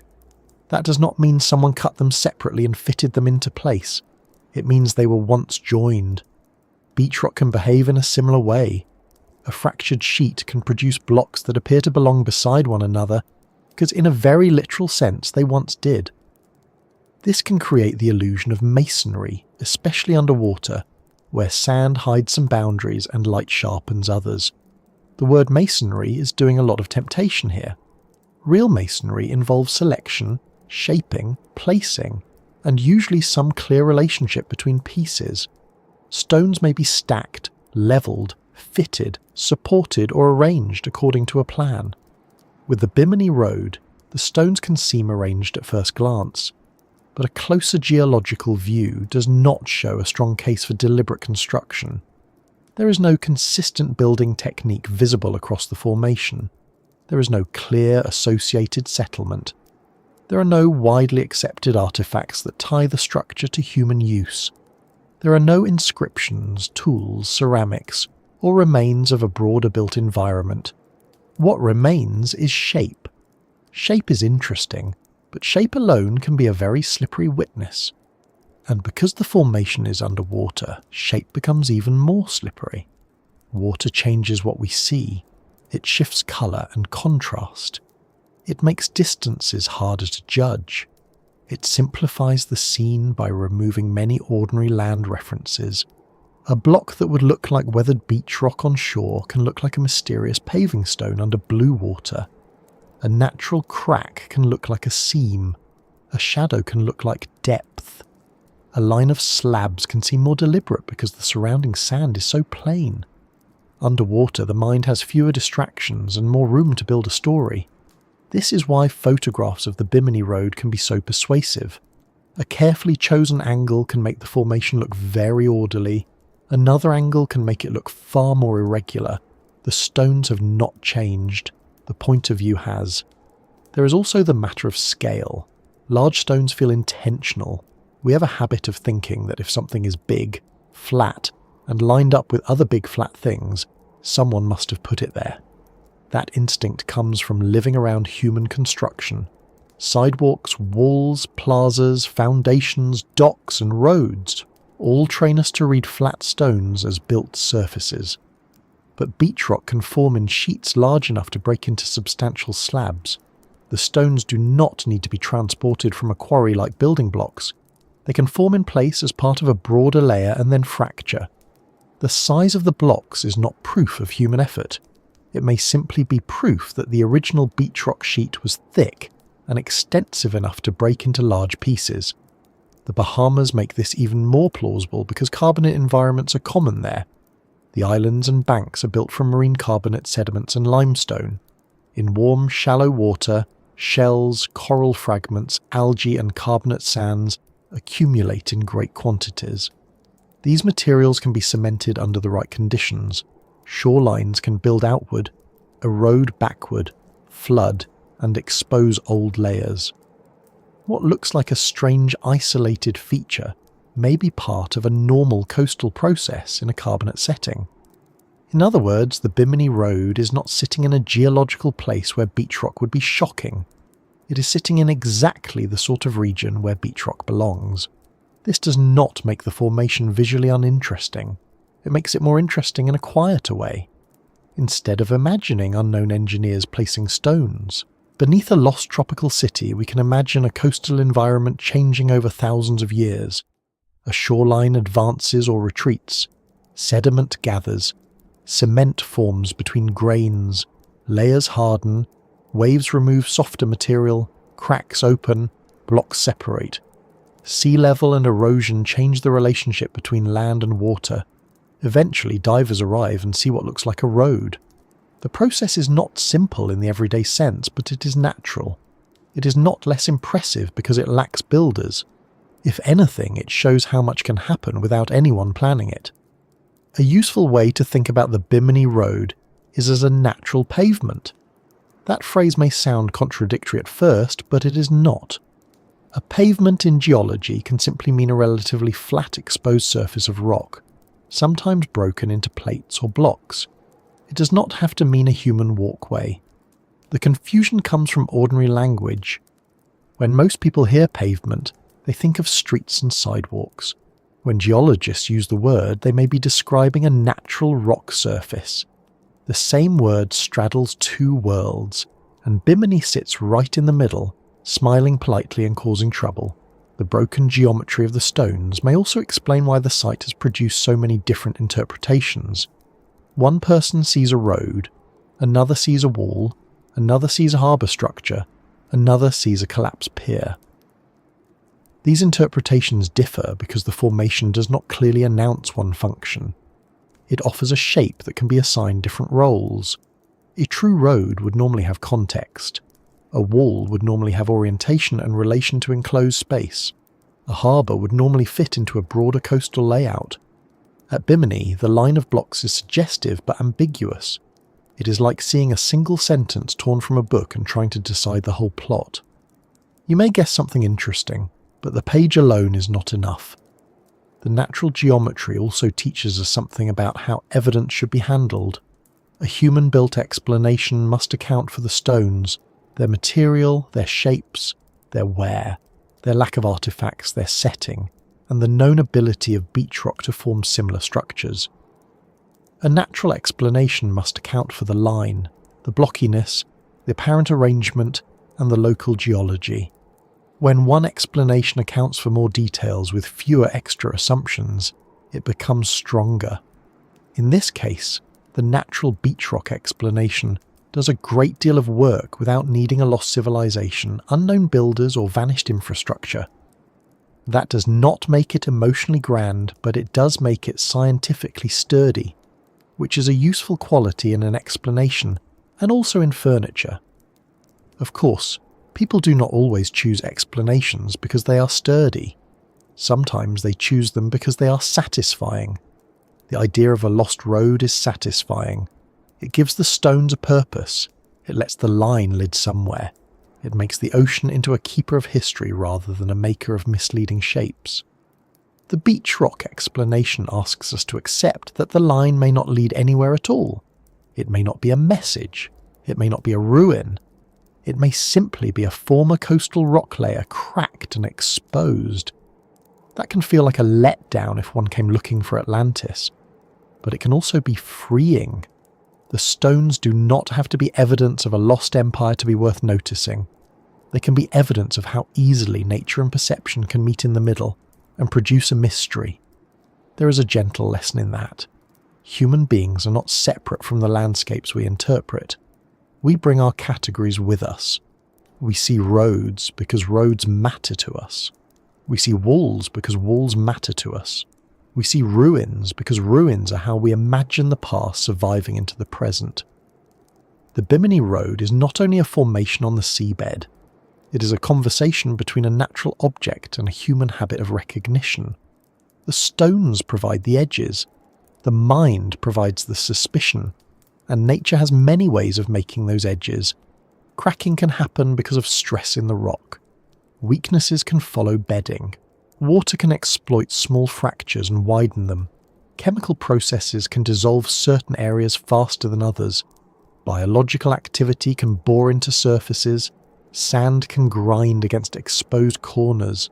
Storms can shift blocks or remove the loose sediment that once supported them.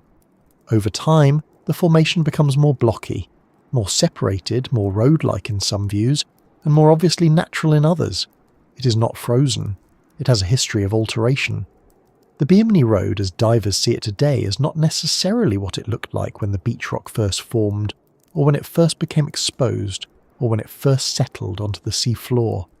It is one stage in a long process. That is another reason we have to be cautious.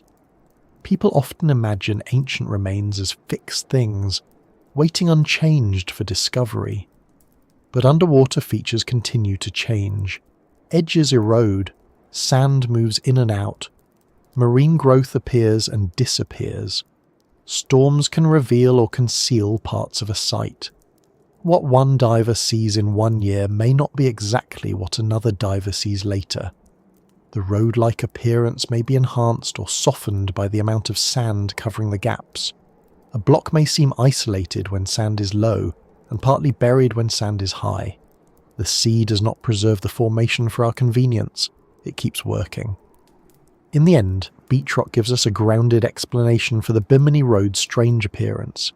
It explains the material, it explains the flat slabs, it explains the broken edges, it explains the apparent fit between some blocks, it explains the worn surfaces and rounded corners, it explains why the formation can resemble a human pavement without requiring one, and yet the explanation does not erase the feeling of the place. If anything, it makes the feeling more understandable. The Bimini Road looks the way it does because natural processes can produce shapes that sit uncomfortably close to human design. That closeness is the whole story. Not proof of Atlantis, not a simple pile of rocks, but a natural formation that learned, entirely by accident, how to look like a question. So now the scene becomes clearer. Beneath the warm water near North Bimini lies a formation made of cemented coastal sediment, cracked into slabs, worn by water and time, and arranged by natural processes into a line that humans find difficult to ignore. The straightness is not perfect. The geometry is not impossible. The road may not be a road, but the impression remains, and impressions have a way of drawing people back. Once the mind sees a path, it wants to know who walked it. Once science sees Beachrock, it wants to know how it formed, when it formed, and what evidence lies beneath the sand. And that is where careful investigation begins, with researchers moving past the first glance and asking what the stones themselves can actually prove. So when scientists began looking more closely beneath the sand and between the stones, they were not only asking whether the Bimini Road looked strange, they were asking a much stricter question. What is it made of? Because the sea can make almost anything look mysterious if the light is right, and human imagination is very willing to help. A row of stones underwater may look like a path, but science cannot stop at the first glance. It has to kneel down, so to speak, put its hand on the rock, take samples, compare layers, examine edges, check ages, and then ask whether the evidence still points to builders after the excitement has settled. This is the part where the mystery leaves the postcard and enters the laboratory, which is less glamorous, yes, but also where rocks have fewer chances to get away with dramatic behaviour. The first thing researchers saw was that the stones were not carved blocks in the simple sense. They were limestone beach rock, the same kind of material one would expect in a coastal carbonate setting like Bimini. That matters.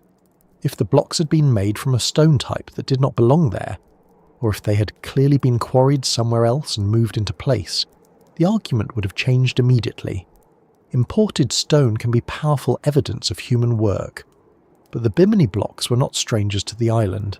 They belonged to the local geology. They were made from the same basic kind of beach material that forms when sand, shell fragments, carbonate grains, and marine sediments become cemented into a hard layer. In other words, the stones looked odd in their arrangement, but not odd in their substance. That is often the first quiet disappointment in a famous mystery. The material does not behave like a lost civilization wanted it to, it behaves like the coast. Researchers also noticed that the stones were more irregular than many popular descriptions suggested.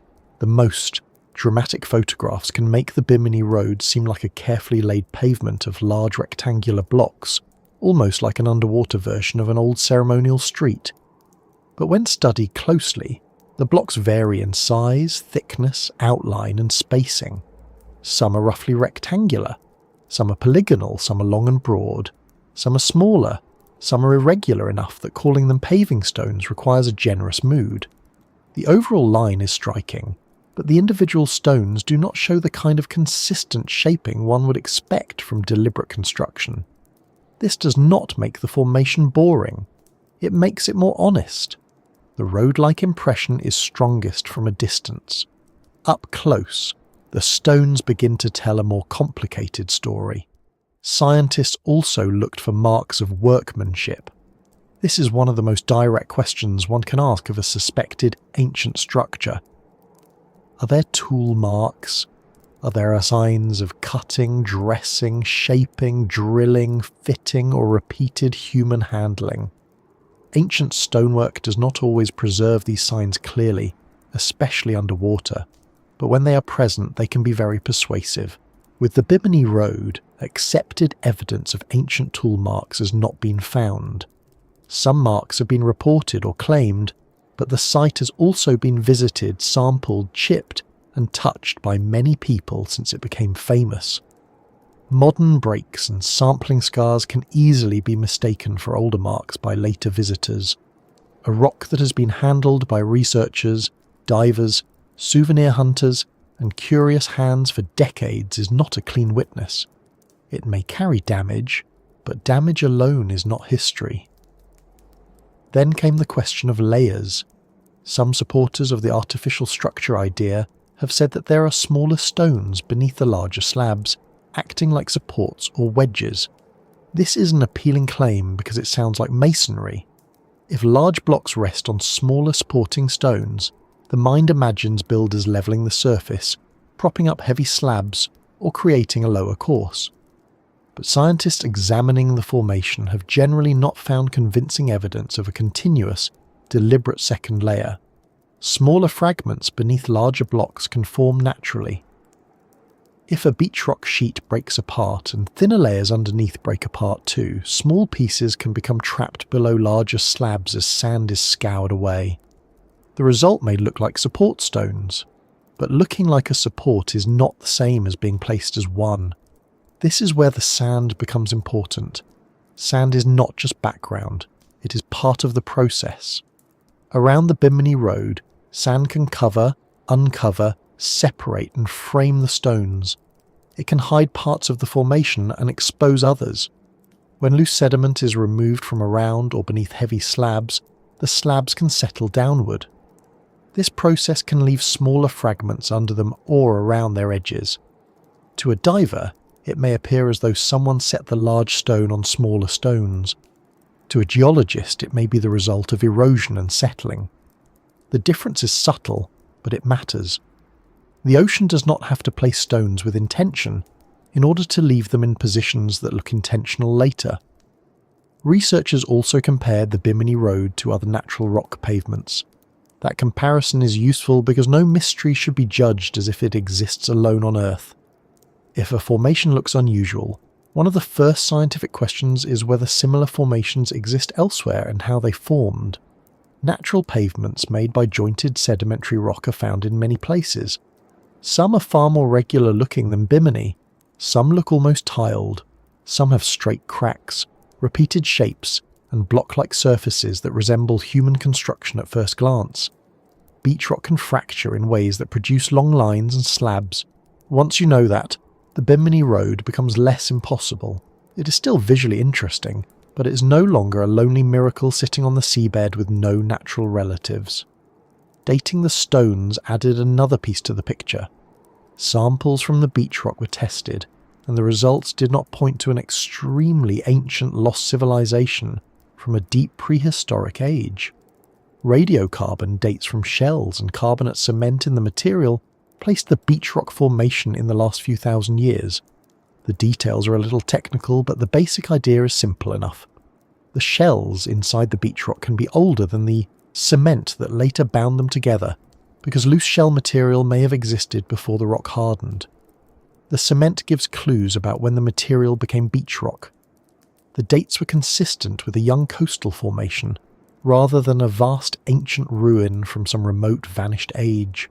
Some people have pointed to a much older date associated with underlying limestone, But that does not date the Bimini Road itself.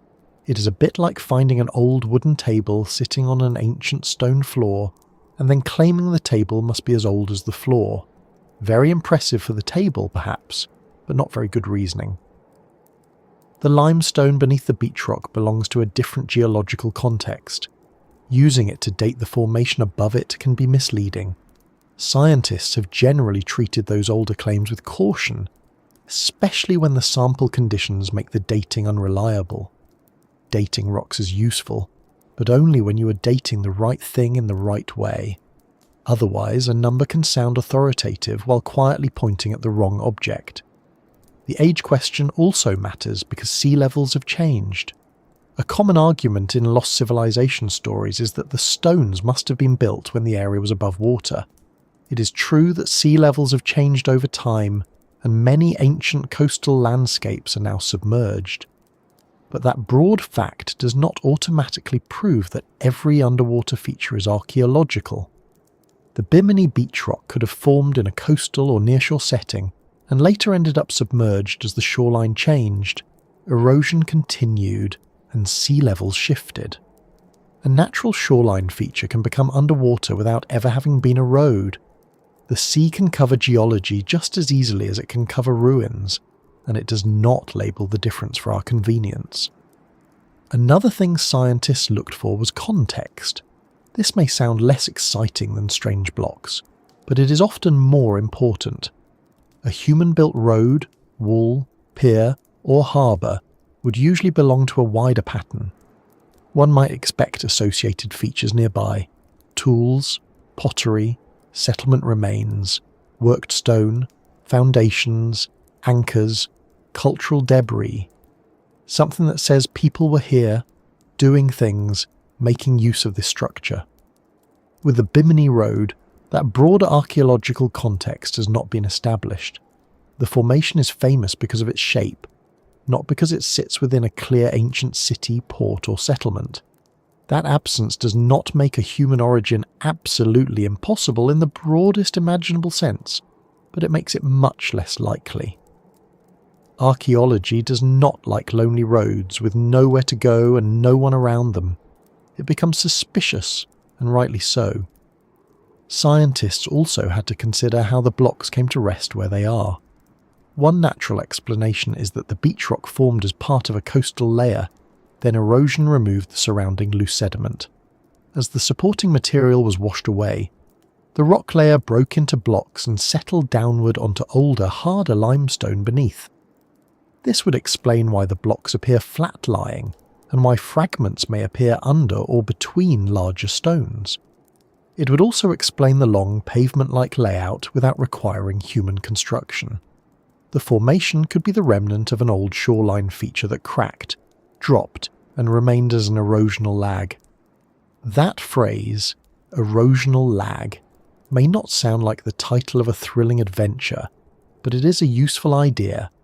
It means heavier, more resistant material remains behind after softer material has been removed. The sea takes the easy pieces first and leaves the stubborn ones, and beachrock is stubborn enough to remain. When geologists examined the structure, they also saw signs consistent with natural jointing. Joints are cracks or fractures in rock where movement, stress, or weakness has caused the material to break. These joints can form fairly regular patterns, including cracks that intersect at angles. A thick sheet of beachrock can break into rectangular or polygonal pieces without anyone cutting it. Over time, water widens the cracks, sand moves through them, blocks separate, edges become worn.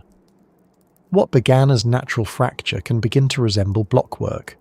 A viewer who arrives after all this has happened sees only the final arrangement, not the process that made it. That is part of the difficulty. Nature does not show its working in neat steps unless scientists come along and reconstruct them. There is also the matter of expectation. Scientists saw stones that fit a known geological process. Believers saw stones that fit a lost civilization story. The same objects were being interpreted through different frameworks. A geologist looks at beachrock and thinks about sediment, cement, joints, erosion, sea level and local carbonate environments. An Atlantis believer looks at the same blocks and thinks about roads, harbours, predictions and vanished people. Neither person is seeing with empty eyes. Everyone brings a model. The scientific advantage is that the geological model can be tested against material, dates, comparisons and processes observed elsewhere. The Atlantis model depends much more heavily on resemblance and story. This does not mean scientists arrived wanting to spoil the fun. That is a common misunderstanding. Good scientists are often drawn to strange things because they are strange. A puzzling formation is interesting whether it turns out to be a ruin or not. If the Bimini Road had shown clear signs of ancient construction, it would have been a major discovery. Researchers would not have needed to hide from it. Archaeologists do not generally run away from important sites because they are too exciting. If anything, they become very attached to them and start applying for grants. The problem was not that the idea was too dramatic. The problem was that the evidence did not support it. That can be a hard answer to accept because the Bimini Road gives such a strong visual impression, but science is often the art of not being fooled by a strong impression. A straight line can be natural, a block can be uncut, a pattern can be accidental, a famous prediction can be coincidence, a story can be meaningful without being true in the literal sense. This does not make the world smaller. It often makes it larger. Instead of one lost road, we get a lesson in coastal geology, human perception, changing sea levels, and the way myths gather around ambiguous places. That is not a poor trade, unless one has already packed very specifically for Atlantis. The scientists also saw that the Bimini Road is not one perfect structure, but part of a set of related linear features. There are similar formations nearby, some lying roughly parallel to the main line. This matters because natural coastal processes often produce repeated features in a given setting. If there are multiple similar rock lines, all made of the same material and arranged in ways consistent with shoreline formation and erosion, the natural explanation becomes stronger. If there were one perfect road with clear construction features and no natural comparison nearby, the discussion might be different. But a group of related beachrock lines suggests a geological pattern rather than a single built object, and yet the name remains. Bimini Road, Bimini Wall. The words continue to shape the way people imagine the site. Scientists may describe it as jointed beachrock, but popular memory prefers a road. This is not surprising. Jointed beachrock formation off North Bimini is accurate, but it does not exactly invite someone to lean closer in the dark and listen. The underwater road that should not exist has more pull. The trouble is that a good title can make a weak claim feel stronger. That is why careful investigation matters. It gives the formation back its details. What scientists saw beneath the sand then was not a hidden city slowly revealing itself, but a natural coastal feature with a complicated public life. They saw limestone beach rock. They saw natural joints. They saw rounded, irregular blocks. They saw a lack of confirmed artifacts. They saw dating evidence consistent with a relatively young formation. They saw processes that could explain apparent supports, gaps, and settlement. They saw a site that had been transformed by its own appearance into something much larger in the human imagination. And perhaps the most interesting thing is that none of this makes the Bimini Road meaningless. It only changes what it means. If it is not a lost road, it is still a place where geology has imitated archaeology well enough to fool many eyes. If it is not Atlantis, it is still a reminder that the sea floor holds shapes we're not always prepared to interpret calmly.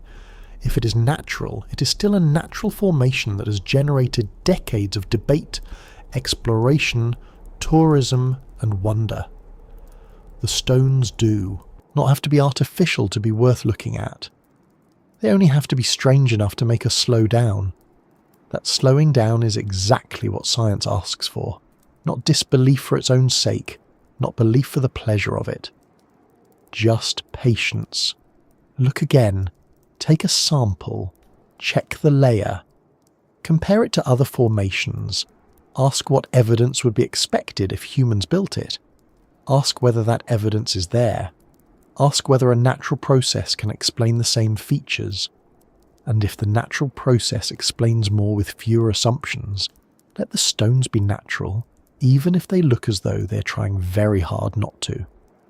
By the time scientists had finished much of this work, the Bimini Road had not disappeared as a mystery in popular culture, it had simply changed shape. In the scientific literature, it became a natural beachrock formation. In documentaries and tourist brochures, it remained an underwater road. In the minds of Atlantis believers, it stayed a clue. This split is important. Evidence can settle a question for specialists while the public story continues almost unchanged. Once a mystery becomes famous, it develops a life beyond the facts.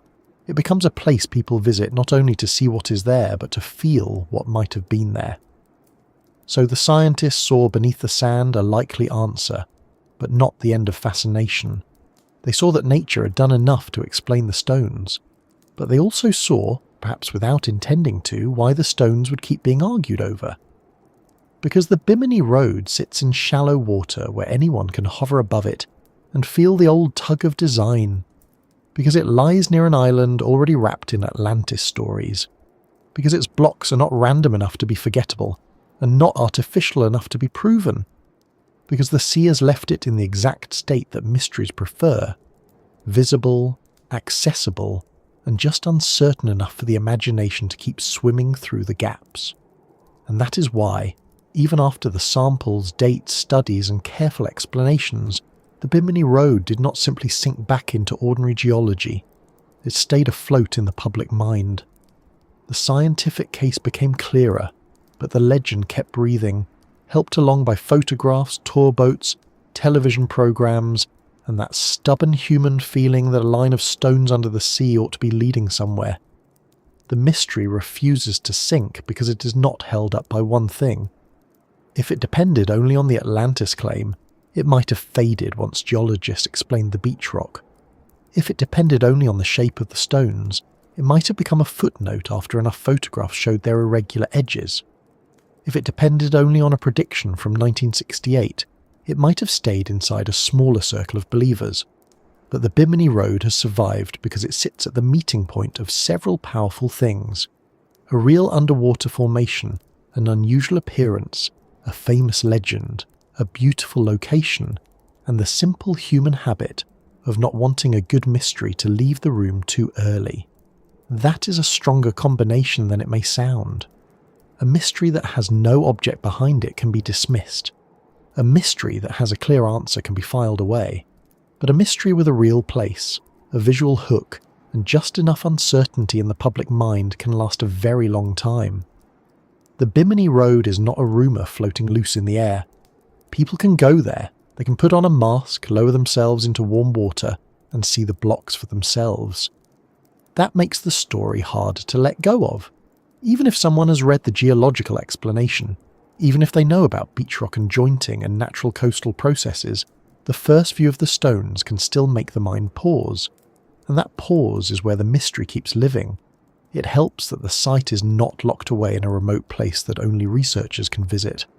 It lies in shallow water near Bimini, in a region people already associate with clear seas, reefs, shipwrecks, fishing and island stories. It is accessible enough to become part of travel, tourism and personal experience. Someone does not have to imagine it only from a book. They can visit, take photographs, swim over the stones, and come home with a story that begins, "I saw it myself." Those 4 words are powerful. They do not guarantee that the interpretation is correct, but they give the experience weight. A person who has seen the formation may feel that no explanation, on paper, fully captures how strange it looked underwater. That is one reason scientific explanations do not always end public mysteries. Evidence may convince specialists, but personal experience convinces people in a different way. A geologist can explain that beachrock forms in coastal environments, hardens into layers, fractures naturally, and can resemble paving stones when exposed and eroded. That explanation may be accurate and well supported. But a diver floating above a line of blocks may still feel, quite sincerely, that it looks built. Feeling is not proof, but feeling is memorable. It stays with a person. And when a feeling is attached to a place as visually strong as Bimini, it travels well. The photographs help too. The Bimini Road is a mystery that can be shown in a single image. That gives it a huge advantage. Some mysteries require pages of explanation before they become interesting. This one does not. Show a line of large stones under blue water. Say that some people think it may be ancient, and the viewer understands the appeal immediately. The eye follows the blocks. The mind supplies a path. The word road does the rest. A photograph cannot show all the details that matter to geology, but it can capture the impression that made the formation famous. An impression spread faster than careful field reports. They are lighter to carry. Photographs, of course, can be selective without being dishonest. The angle matters. The height above the stones matters. The clarity of the water matters. Shadows matter. Sand cover matters. A photograph taken from one direction may emphasize alignment and make the blocks appear more regular. Another may show gaps, irregular outlines, and natural breakage more clearly. But the most dramatic images are the ones people remember. They are the ones that look most like a road. Over time, those images become the public version of the site. The messier details stay behind, waiting patiently for anyone willing to read the less exciting paragraphs. The name also keeps the mystery alive. Bimini Road is simple, memorable and suggestive. It tells the listener what to see before they have seen it. It is not neutral. It does not say Bimini Beachrock Formation, which would be more cautious, but much less likely to make someone lean closer. It says road. That single word gives the stones a purpose. Roads are not just shapes. Roads imply movement. They imply builders, travellers, destinations and places at either end. The name turns the formation into a question. If it is a road, who used it? Where did it lead? Why is it underwater? Once those questions appear, the natural answer has to work harder, because it is no longer explaining stones. It is explaining away a route the mind has already begun walking. And then there is Atlantis, still hovering nearby even when people try to move past it. Atlantis is one of the strongest magnets in the world of ancient mysteries. It attaches easily to ruins, islands, underwater shapes, unusual maps, and almost anything that can be made to seem old and lost. The Bimini Road became tied to Atlantis because of timing, location, and appearance. Once that connection entered the story, it provided a larger frame. The stones did not have to be only a local formation. They could be part of a civilization, a warning, a lost history, a hidden chapter. That is a much bigger role for a set of limestone blocks. Perhaps too big, but popular imagination has never been especially concerned about giving rocks manageable responsibilities. The Atlantis link also gives the Bimini Road emotional power. It suggests that history might be incomplete in a dramatic way. Many people are drawn to the idea that official timelines are missing something important, that ancient people knew more than we think, or that lost civilizations lie just outside the reach of accepted history. Sometimes this curiosity is harmless and even useful, because it can lead people toward archaeology, geology, and real questions about the past. Sometimes it becomes less helpful, especially when it ignores evidence or replaces real ancient cultures with unsupported stories. But the emotional pull is real. The thought that a lost world might have left a trace in shallow water near Bimini is hard to resist, especially when the trace looks enough like a road to keep the thought alive. Tourism has also helped the mystery remain afloat. A famous underwater formation becomes part of a place's identity. Visitors come not only to enjoy the water, but to see the strange stones they have heard about. Dive operators and guides naturally tell the story, because stories are part of what people pay for when they travel. A reef is beautiful, but a reef with a mystery is easier to remember. A line of rocks is interesting, but a line of rocks that might be connected to Atlantis becomes an experience. This does not mean guides are all making extreme claims. Many present the natural explanation as well, but the mystery itself gives the site energy. It gives visitors something to think about while they float above the stones, and something to talk about later.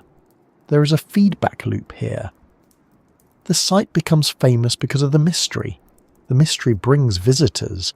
Visitors share photographs and stories. Those stories keep the mystery famous. Then more people visit.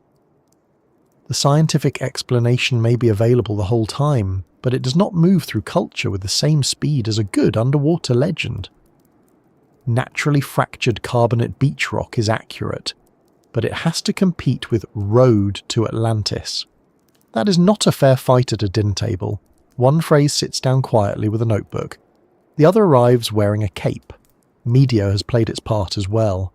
Television programs, books, online articles and videos often prefer the unresolved version.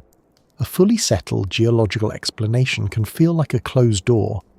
A mystery, however, keeps the viewer watching. The Bimini Road is especially useful because it allows a program to present both sides. First, show the stones, then mention Atlantis, then bring in scientists who say Beachrock, then bring in believers who say the stones are too regular, then end with a narrator saying the truth may still lie beneath the waves. It is a familiar pattern, and it works because uncertainty is entertaining. The problem is that it can make a question seem more scientifically open than it really is. In popular storytelling, a debate can be kept alive long after the evidence has leaned strongly in one direction. This does not mean the public is simply being fooled. Many people enjoy the mystery, while also understanding that the natural explanation is likely. They are not always looking for a final verdict. Sometimes they want the feeling of possibility. They want to stand near the edge of an answer without crossing all the way over. The Bimini Road allows that. You can know it is probably Beachrock and still enjoy the strange appearance. You can accept that Atlantis is not supported and still understand why the story grew. You can treat the site as a natural formation and still feel the little thrill of seeing stones lined up beneath the sea. Human beings are quite capable of holding a fact in one hand and a shiver of wonder in the other. We do it all the time, especially with weather, stars, old houses and desserts we know we should not eat so late. Another reason the mystery persists is that scientific answers are often more complicated than the claims they replace. It is an ancient road, is simple. It is naturally jointed beach rock formed from cemented carbonate sediments in a coastal environment, later fractured, eroded, submerged and visually misinterpreted, is true to the evidence, but it has rather more elbows. The mind likes simple stories. It likes agents, purposes, builders, and events. Natural processes can be harder to picture because they happen slowly and without intention. Nobody wakes up one morning and says, "Today I shall be a shoreline, and in a few thousand years I will confuse scuba divers." Yet that is the kind of timescale and process geology asks us to imagine.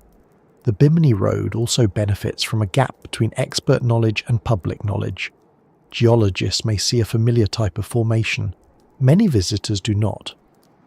If someone has never seen natural beachrock pavements, jointed sedimentary layers, or blocky coastal erosion features, the Bimini Road may feel almost impossible.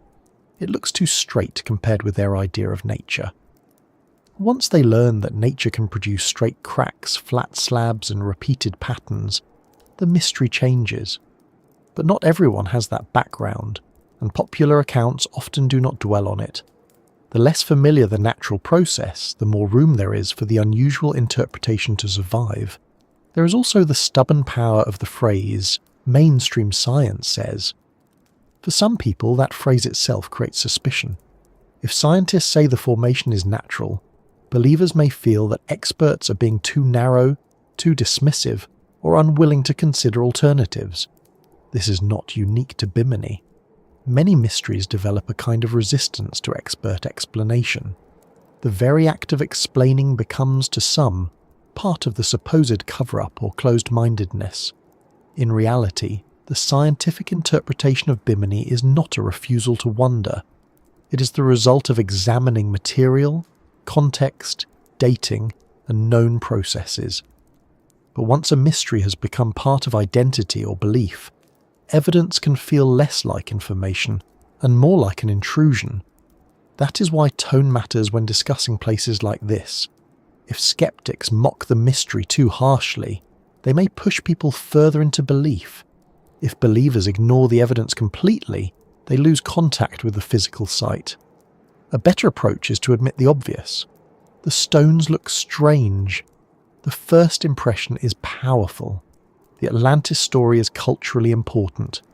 The natural explanation is still the strongest. Holding those statements together is more useful than treating the whole thing as either proof of a lost empire or proof that people are silly for wondering. The Bimini Road is not only a geology problem, it is a human perception problem, and human perception deserves a little patience, even when it gets excited around limestone. The mystery also refuses to sink because it gives people a way to talk about larger questions. How much of the past is underwater? How much has been lost to rising seas? How do we distinguish natural formations from ancient structures? How often does the eye mistake pattern for purpose? These are real questions. The Bimini Road may not be Atlantis, but it points towards serious topics. Around the world, archaeologists do study submerged landscapes. Ancient coastlines have disappeared beneath the sea. There are real drowned sites, real ancient harbours, real shipwrecks, and real traces of people now covered by water. Because those things exist, people are more willing to believe that Bimini might belong among them. The general idea is real. The specific claim is the hard part. That difference can be difficult to keep clear. Some ancient sites are underwater is true. Therefore, this underwater formation is an ancient site does not automatically follow. It is the kind of leap the mind makes when it wants the exciting version to be true. A similar thing happens with natural patterns. Some roads are made of stone blocks is true. Therefore, a line of stone blocks is a road is not always true.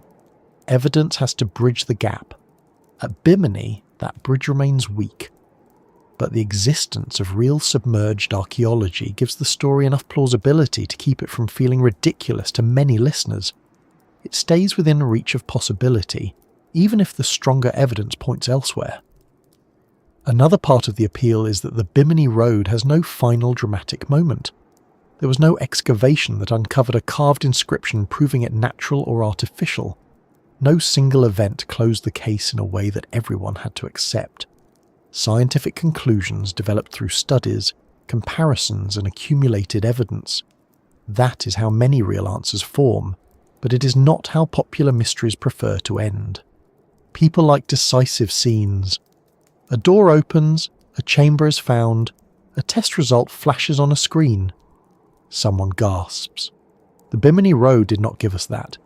It gave us a gradual settling of expert opinion toward Beachrock, while the public story kept drifting. Gradual answers can be accurate, but they are not always satisfying. The site also changes with conditions, which allows different visitors to have different experiences. Sand movement can reveal or cover parts of the stones. Water clarity can alter the impression. Light can sharpen or soften edges. Marine growth can hide details. A person who visits on one day may see a more road-like scene than someone who visits later. That variability helps preserve disagreement. People are not always responding to exactly the same visual experience. The sea edits the site before each viewing, and the viewer edits it again in memory. By the time the story is told later, the line may be straighter, the blocks larger, the gaps neater, and the feeling stronger. Memory is not dishonest. It is just enthusiastic, and memory loves mystery. Once someone has been told they are looking at a possible ancient road, the experience becomes easier to remember than if they were told they were looking at a natural beachrock formation. The label affects the memory. Years later, they may remember not only the stones, but the sense of standing near a secret. That feeling can outlast the details. It can also be passed along to others. A friend hears the story and imagines it. Then they visit, already prepared to see the same thing. This is how places become charged with meaning. Repetition does some of the work. Story does the rest. There is a quiet lesson here about how mysteries survive in the modern world. They do not always survive because no one has studied them. Often they survive because the answer is less emotionally satisfying than the question. The Bimini Road has been studied. The Beachrock explanation is strong, but the question, could this be a lost road, is easier to love than the answer, it is probably a natural formation. A question opens outward. An answer closes things down, at least at first. People return to the question because it lets them imagine more. The answer asks them to imagine differently, and imagining differently is not a bad thing. The natural version of the Bimini Road still has depth. It asks us to imagine a beach that hardened into stone. It asks us to imagine old shorelines, changing water levels, storms, sediment, cement, fractures and erosion. It asks us to picture time working without hurry, turning loose grains into rock, and then breaking that rock into slabs that one day would be mistaken for a road. That is not a small story. It is only quieter than Atlantis. It does not have kings or temples, but it has chemistry, waves, sunlight, pressure, and thousands of years of coastal change. The fact that it happened without intention may make it more impressive, not less. Still, the mystery will likely continue. People will keep diving there. Tour guides will keep mentioning Atlantis, sometimes carefully, sometimes with a little extra seasoning. Photographs will keep circulating. New viewers will see the blocks and feel the first impression before they learn the geology. Someone will always say, "But look at how straight they are." Someone else will answer, "Beachrock can do that." Then the conversation will begin again, as dependable as the tide. The Bimini Road has become not just a place, but a repeating argument with very nice weather. And perhaps that is why it remains useful. It teaches us how to look, not just at Bimini, but at any place where nature resembles design. It reminds us that the eye can be honest and mistaken at the same time. It reminds us that legends can preserve curiosity even when they distort evidence.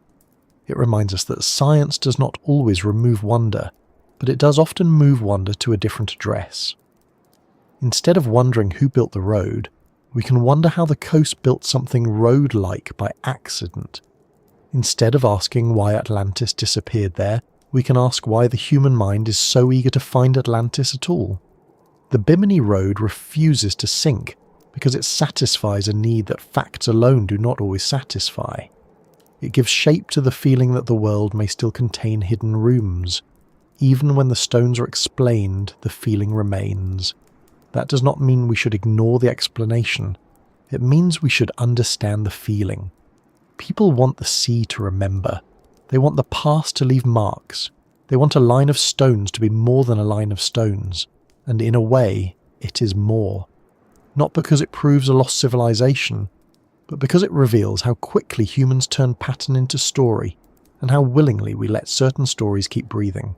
So the road remains in shallow water, visited by fish, divers, currents, sunlight, and questions. It remains a natural formation to many scientists, a possible clue to some believers, a memorable dive for travellers, and a lesson in perception for anyone willing to hold the mystery gently without forcing it to become more than the evidence allows. It does not need to be a road to lead somewhere. It has already led us into geology, myth, tourism, psychology, and the long habit of looking at the world and asking whether there is another story underneath the one we can see. That habit is older than Bimini and wider than Atlantis. It belongs to the way humans remember places, attach meanings to them, and carry those meanings forward. The ocean is especially good at encouraging this because it hides and reveals by turns. It covers things, it uncovers things, it blurs edges, it preserves some objects and destroys others. It makes the past feel close and unreachable at the same time. And when a line of stones appears beneath clear water, the mind does not only see rock, it sees memory, or the possibility of memory, resting under the surface, waiting for us to decide what kind of story we're willing to tell about it. The ocean is very good at making us believe there is more to a place than we can see. That is not because it is trying to deceive us. The ocean is not sitting there with a little notebook planning ways to make divers argue about limestone. But water changes everything it touches. It covers land, it moves sand, it wears down edges. It hides objects for years, then exposes them after a storm as if it has suddenly remembered where it put them. It takes sharp things and rounds them. It takes human objects and gives them a coat of coral, algae and time. It turns ordinary materials into scenes that feel older, stranger, and more important than they may have seemed on land. This is one reason the Bimini Road became such a lasting story. If the same blocks were sitting in a dry field, surrounded by grass, fence posts, and someone's mildly confused goat, they might still be interesting, but they would not feel the same.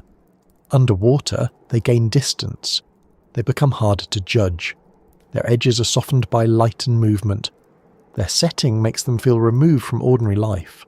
A line of stones beneath the sea asks for a story in a way a line of stones beside a parking lot usually does not, unless the parking lot is very unusual or the goat knows something. The sea has always had that effect on human imagination. It is large enough to hide things, old enough to make us feel young, and changeable enough to resist tidy answers. People have always lost things to water: ships, tools, settlements, cargo, bodies, memories, coastlines, and plans that seemed perfectly reasonable before the weather changed. So when we hear about something strange under the surface, part of us is ready to believe it matters. We know the ocean has taken real things. We know shipwrecks are real. We know drowned forests are real. We know ancient coastlines are now underwater in many parts of the world. We know that people once lived near shores that no longer exist in the same place. So when a formation like the Bimini Road appears, it arrives in a world where the general idea of lost things beneath the sea is not fantasy. It is part of history. That makes the story more complicated than a simple mistake. If humans had never built near coasts, if sea levels had never changed, if ships had never sunk, and if archaeology had never found anything underwater, then a claim about an ancient submerged road would sound very different. But the ocean really does hold parts of the human past. Ancient harbours have been found underwater. Shipwrecks have carried pottery, anchors, coins, weapons, tools, and cargo across centuries. Entire stretches of prehistoric landscape now lie below modern seas.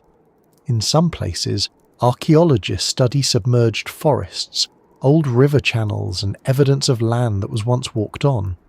These real discoveries create a background of possibility. They make people more willing to look at Bimini and say perhaps this too. The difficulty is that possibility is not the same as evidence. This is where many mysteries become tangled. A thing can be possible in the broad sense and still unsupported in a specific case. It is possible for ancient structures to be underwater. It does not follow that every straight-looking underwater stone is a structure. It is possible for lost settlements to exist along drowned shorelines. It does not follow that every submerged formation is a settlement. It is possible for old stories to preserve memories of real places. It does not follow that every famous legend points to a real location on a modern map. The mind often wants to move quickly from this could happen to this happened here. Science asks it to slow down, which the mind does not always appreciate, especially when Atlantis is standing nearby looking dramatic. Bimini sits exactly in that gap. There is a real formation. There is a real history of sea level change in the wider world. There is a real human interest in submerged archaeology. There is also a lack of strong evidence that this particular formation was built by people. The road-like appearance pulls one way. The geological evidence pulls another. The legend of Atlantis adds a third pull, like a friend who arrives late and makes the conversation louder. The result is a mystery that is not only about stones, it is about how people decide what kind of past they want to find. That phrase, want to find, matters. People do not arrive at mysteries empty-handed. They bring hopes, fears, memories, and a sense of what would make the world feel larger. Someone who loves lost civilization stories may look at the Bimini Road and feel that it confirms a deep suspicion that history is missing something important. Someone trained in geology may look at it and feel that it confirms how powerful natural processes can be. Someone visiting on holiday may not need either conclusion. They may simply want to float over the stones and feel, for a few minutes, that they're close to something unusual. The same underwater formation can serve different needs. This does not mean truth is whatever we want it to be. The stones are not changed by our preferences. Beachrock remains beachrock even if someone gives it a more exciting job title. But our preferences do shape which details we notice first, and which explanations feel satisfying. If a person wants evidence of Atlantis, the straight edges become important. The gaps become joints. The line becomes a road. The lack of artifacts may become a sign that the sea removed them, or that more remains buried nearby. If a person expects a natural formation, the local geology becomes important. The irregular shapes matter. The rounded corners matter. The absence of construction evidence matters. Each viewer is building a case from the same scene, but not always starting from the same place. The ocean makes this easier because it removes so much context. On land, an old site often has layers: soil, tools, pottery, hearths, bones, walls, pathways, and debris may all help tell the story. Underwater, especially in a shallow sandy setting, context can be moved, buried, broken, or hidden. Sand fills gaps, currents remove smaller objects, storms rearrange surfaces, marine life covers stone, light shifts with every ripple. A feature can look different from one year to the next, or even from 1 hour to the next. This gives the imagination room to work, too much room sometimes. The sea edits the evidence, and then the mind edits it again. Memory does something similar. A person may swim over the Bimini Road and see a mixed, irregular line of blocks. Later, when telling the story, the most striking parts remain. The large stones, the straight-looking sections, the feeling of a path. The less tidy parts fade. This is not necessarily lying. It is how memory often works. It keeps the useful shape of an experience rather than a perfect record of every detail. If the emotional centre of the memory was, it looked like a road, then that is what survives. Over time, the remembered road may become straighter than the stones themselves. Many mysteries grow in exactly this way, not through one huge falsehood, but through small acts of emphasis repeated over many years. Stories also need shape, and the Bimini Road gives people a very clear one. It has a beginning, with divers finding the formation in 1968. It has a setting, warm shallow water near North Bimini. It has a visual hook, large stones in a line. It has a possible explanation, natural beachrock. It has an exciting alternative, a lost structure. It has a famous legend, Atlantis. It has disagreement, which keeps the story moving. That is almost everything a mystery needs. A less tidy case might be harder to remember. Bimini is easy to retell. Divers found a road under the sea, and some say it could be Atlantis. The sentence is simple, even if the truth is not. This is one reason stories can outlive explanations. Explanations often require patience. Stories require only interest. A good story can be carried in a few lines. A careful answer may need pages of context.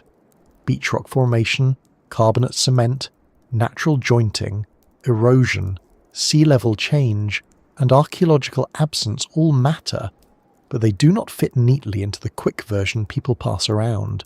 The legend does, and so the legend keeps moving while the explanation follows behind, with a sensible bag full of details. But perhaps that is not entirely bad. Many people first learn about real science through mysteries.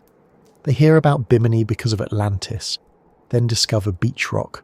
They hear about ancient underwater ruins, then learn about sea level change. They see a strange formation, and begin to ask how rocks form, how coastlines move, how archaeologists prove human activity, and why the eye sees design in nature. A mystery can be a doorway into better questions. The problem begins only when the doorway becomes a locked room and the person refuses to step beyond the first exciting idea. The Bimini Road is especially useful because it teaches a careful kind of wonder. It asks us to look at something that appears meaningful and then test that meaning. It asks us to separate appearance from origin. It asks us to admit that nature can produce forms that resemble construction, and that resemblance alone is not proof. It also asks us to admit that people are not strange for noticing the resemblance. The formation does look unusual. That is why we're talking about it. The mistake is not seeing the pattern. The mistake is deciding too quickly what the pattern must mean.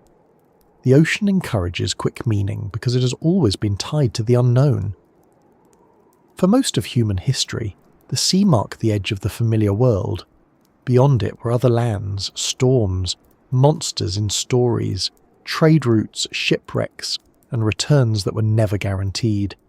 Even now, when ships cross oceans daily and satellites map the planet, the sea still feels less owned than land.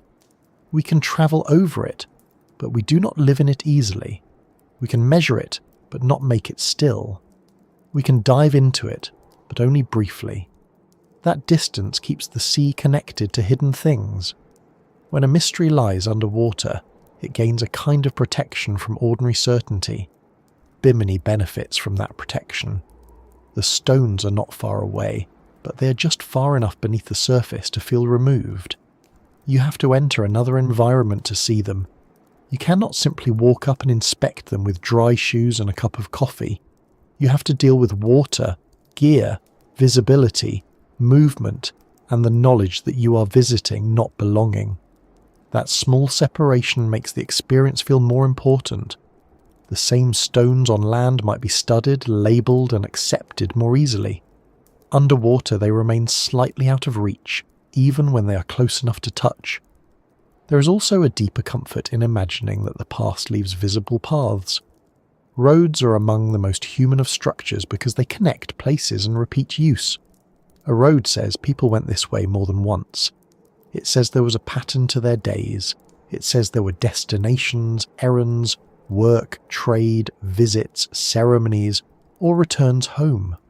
A road is not only stone or dirt, it is behaviour made visible.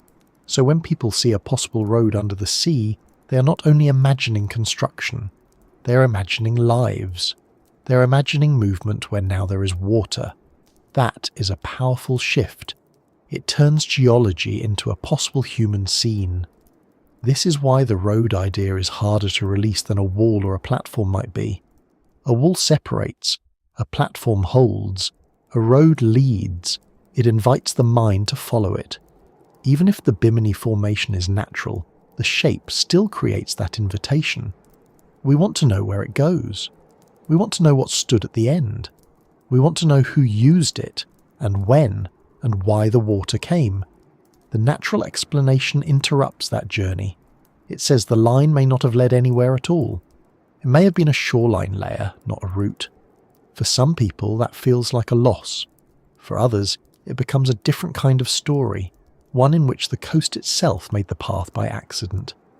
The stories we want to find often reveal something about our own time.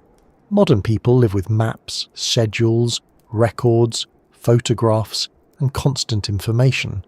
Yet many still feel that something has been misplaced. A lost civilization story offers a kind of missing room in history. It suggests that the world is not as fully explained as it seems. That feeling can be attractive, especially when daily life feels overmanaged and predictable. A mystery like the Bimini Road gives the mind a place to wander without leaving the facts entirely behind. There is a real place, there are real stones, there is a real debate in popular culture. The imagination gets a foothold, but responsible wonder has to be willing to return from that wandering. It can visit the Atlantis idea, understand why it appeals, and then ask what the evidence supports. It can enjoy the phrase underwater road, while remembering that names are not proof. It can look at the straight edges and then learn about natural jointing. It can feel the pull of a lost past and still respect the absence of artifacts. This is not a less enjoyable way to approach the mystery. It is more stable. It allows the fascination to continue without requiring the stones to carry claims they cannot support. There is a gentle honesty in allowing the Bimini Road to be what it most likely is, a natural beachrock formation that looks, in places, like something built. That may sound small beside Atlantis, but it is not small. It means the coast created an object that has fooled, fascinated and divided human observers for decades. It means that ordinary natural processes produced a formation strong enough to become folklore.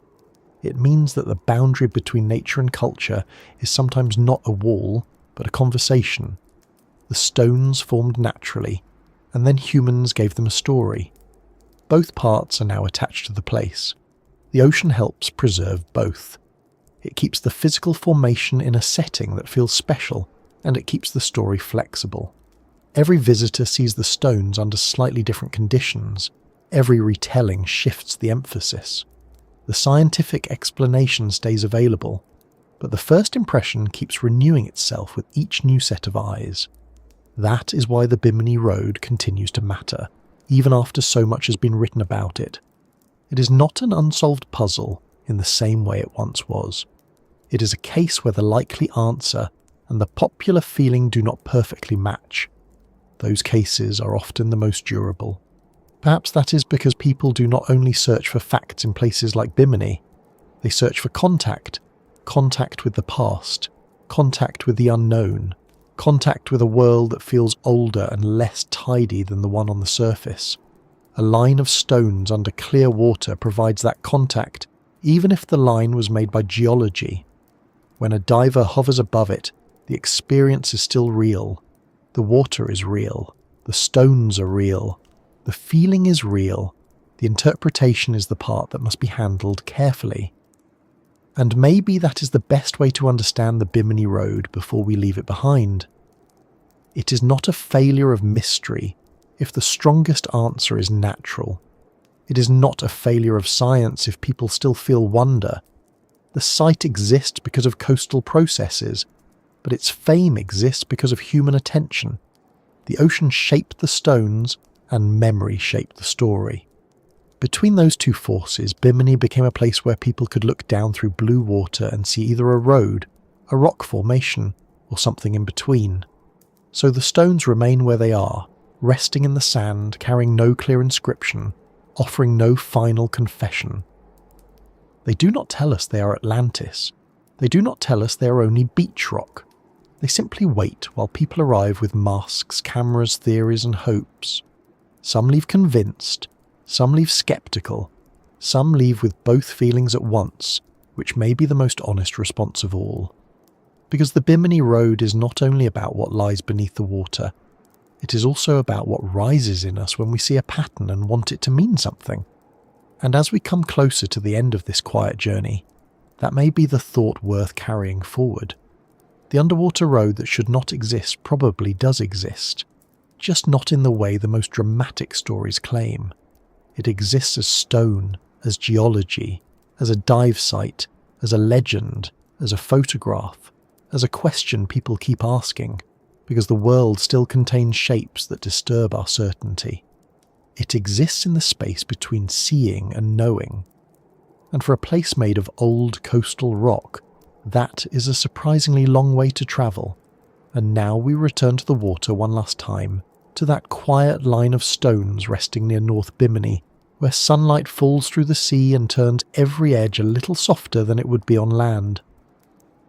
We have followed the story from that first strange sight in 1968, when divers noticed what looked like a path beneath the surface, through the long argument over whether the stones were shaped by human hands or by the patient work of the coast.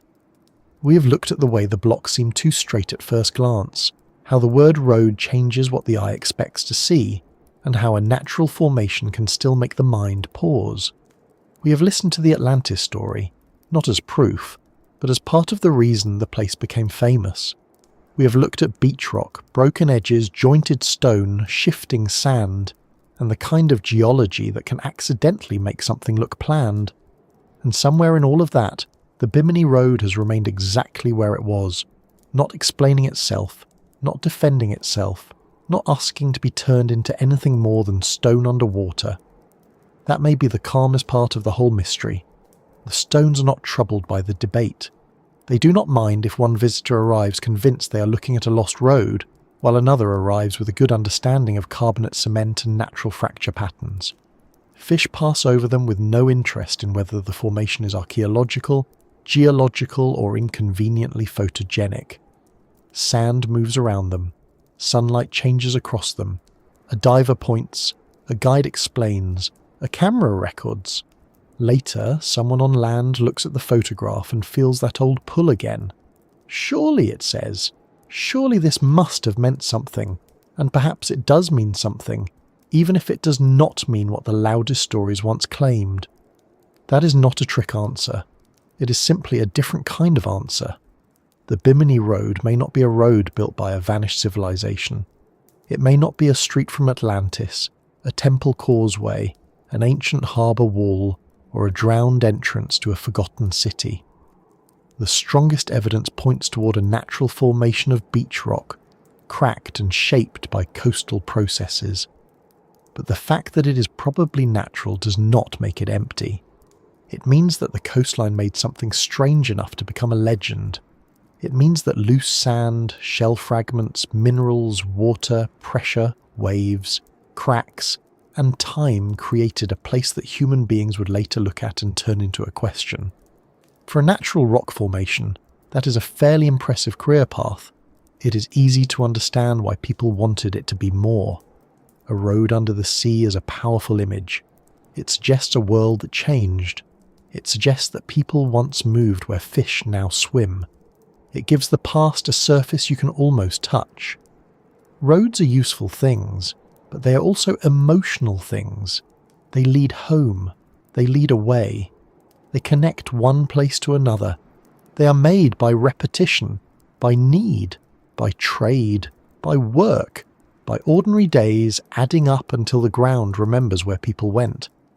So when we see something road-like underwater, even if science tells us it is not a road, we still feel the shape of the idea. The mind wants to follow it. The Bimini Road has been followed in many ways. Divers have followed it across the seabed. Tourists have followed the story into the water. Writers have followed it into Atlantis. Scientists have followed the stone into the chemistry and structure of beachrock. Skeptics have followed the claims back to the evidence. Believers have followed the timing back to old predictions. Each path leads somewhere different, and that may be why the formation has lasted so long in public imagination. It offers more than one route through the same place. One route is made of geology. One is made of legend. One is made of tourism. One is made of personal experience. And one is made of that very human feeling that the world must still be hiding something just out of sight. Maybe that feeling is not something we should be too quick to scold. It has led people to real discoveries before. Curiosity has always had a slightly unruly side. Someone notices a mark, a line, a shape, a shadow, a story that does not quite sit flat. They ask a question. Sometimes the answer is ordinary, sometimes it is not. The important part is what happens after the question. Do we follow the evidence, even when it leads away from the story we hoped for? Or do we keep the story and ask the evidence to behave itself? The Bimini Road is useful because it lets us practice that difference in a place that is beautiful enough to be forgiving. There is no shame in first seeing a road. Many people did. Many still do. The shame would be in refusing to look again. A first glance belongs to wonder. A second glance belongs to patience. A third glance, if we are lucky, belongs to understanding. The Bimini Road asks for all three. It asks us to admit that the stones look arranged, then to admit that natural processes can arrange things in ways that look arranged, then to admit that the emotional force of a mystery can outlive the evidence that first fed it. That is not a failure of the human mind. It is just the mind doing what it has always done, making patterns, making stories, then slowly learning which ones can stand. The ocean makes that learning difficult in the best possible way. It does not present the past neatly. It breaks things. It covers things. It moves evidence around. It hides details under sand and then reveals them after storms. It turns sharp edges into rounded ones. It lets coral and algae settle on surfaces until the object is no longer only what it was. It makes every object look a little older and every shadow look a little more important. On land, we can sometimes force a place to answer with excavation lines, labels, maps, and careful layers. Underwater, everything takes more patience. Even in shallow water, the sea reminds us that we are visitors. Perhaps that is why underwater mysteries stay with us. They are close, but not fully available. The Bimini Road is shallow enough to visit, but still distant enough to feel separate from ordinary life. You cannot walk there. You cannot stand beside it with dry shoes and casually tap the stones with one foot while holding a cup of tea. You must enter the water. You must look through a moving surface. You must accept that the thing you are seeing belongs to an environment that is not yours. That small act of crossing from air into water changes the mood of the place. A line of rocks becomes a sight becomes an experience becomes a memory becomes a story. And stories, once they have been told often enough, begin to feel as if they have always belonged to the place. Bimini and Atlantis are now tied together in popular imagination, even if the evidence does not support the connection. The Bimini Road and the idea of a lost path now sit side by side, even if the likely explanation is Beachrock. This is how places gather meaning. Not all of it is factual, not all of it is false, some of it is cultural, some of it is emotional, some of it is a record of what people hope to find there. The stones have a geological history, but they also have a human history now. They have become part of how people talk about the sea, the past, and the uneasy border between natural pattern and human design. So what should we take from the underwater road that should not exist? Perhaps the first thing is that it does exist, just not quite as advertised. There really is a formation near North Bimini. There really are large stones lying in a line beneath the water. It really can look like a road. It really did become famous after divers saw it in the late 1960s. It really has been linked to Atlantis by many writers and believers, and it really is most strongly explained as natural beach rock. Those statements can sit together without fighting. The world is often more interesting when we allow the facts to remain complete, instead of trimming them into a simpler shape.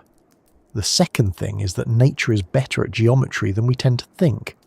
We do not have to imagine a builder every time stone breaks in a straight line. We do not have to imagine a lost culture every time blocks seem to fit. Natural joints, layers, fractures, erosion, and cemented sediments can produce forms that imitate human work closely enough to unsettle us. This does not mean every strange formation is natural. It means that resemblance is the beginning of investigation, not the end of it. A road-like thing is not automatically a road. A wall-like thing is not automatically a wall. A mystery is not solved by the feeling it gives us, even when that feeling is strong. The third thing is that legends are not useless simply because they are not proven. The Atlantis story may not explain the Bimini Road, but it explains part of the road's fame. It explains why people looked so closely, why the discovery spread, why the site became more than a local geological feature. Legends can point us toward places, even if they do not explain those places correctly. They can open curiosity. They can also mislead it. The trick is to let a legend invite us in without letting it decide what we are allowed to see. And maybe the last thing is the quietest one. Sometimes the best. Mysteries do not need to end with a shocking reveal. Sometimes they end by changing the question. We began with the idea of an underwater road that should not exist. We end with a coastline that made road-like stones naturally, and with people who found them too meaningful to ignore. That may sound less dramatic than Atlantis, but it is more useful. It tells us something about the Earth, and something about ourselves. It tells us that the planet can make patterns that look like intentions. It tells us that humans are quick to turn those patterns into stories. It tells us that science is not the enemy of wonder, but the tool that helps wonder stay honest. So if you ever find yourself looking down through clear water at a strange line of stone, or standing in front of a cliff that looks carved, or seeing a shape in clouds that seems almost too familiar, you might remember Bimini. You might let yourself feel the first surprise. That is allowed. It is one of the better parts of being human. Then you might look again, more slowly, and ask what else could have made it. Not to spoil the moment, but to deepen it. Because sometimes the real explanation has its own quiet richness. A natural formation can still be rare. A coincidence can still be beautiful. A stone can still make a good story without being carved by anyone at all. And now, as the water settles in the mind and the long line of blocks fades back into blue, we can return to where we began. Where are you listening from tonight? Are you near a coast, where the sea is somewhere beyond the window, moving in the dark whether anyone is watching or not? Are you far from water, tucked inland, imagining Bimini from a bed, a sofa, a quiet room, or the edge of sleep? Have you ever seen a place that made you wonder whether nature had done it alone, or whether some older human story was hiding just beneath the surface?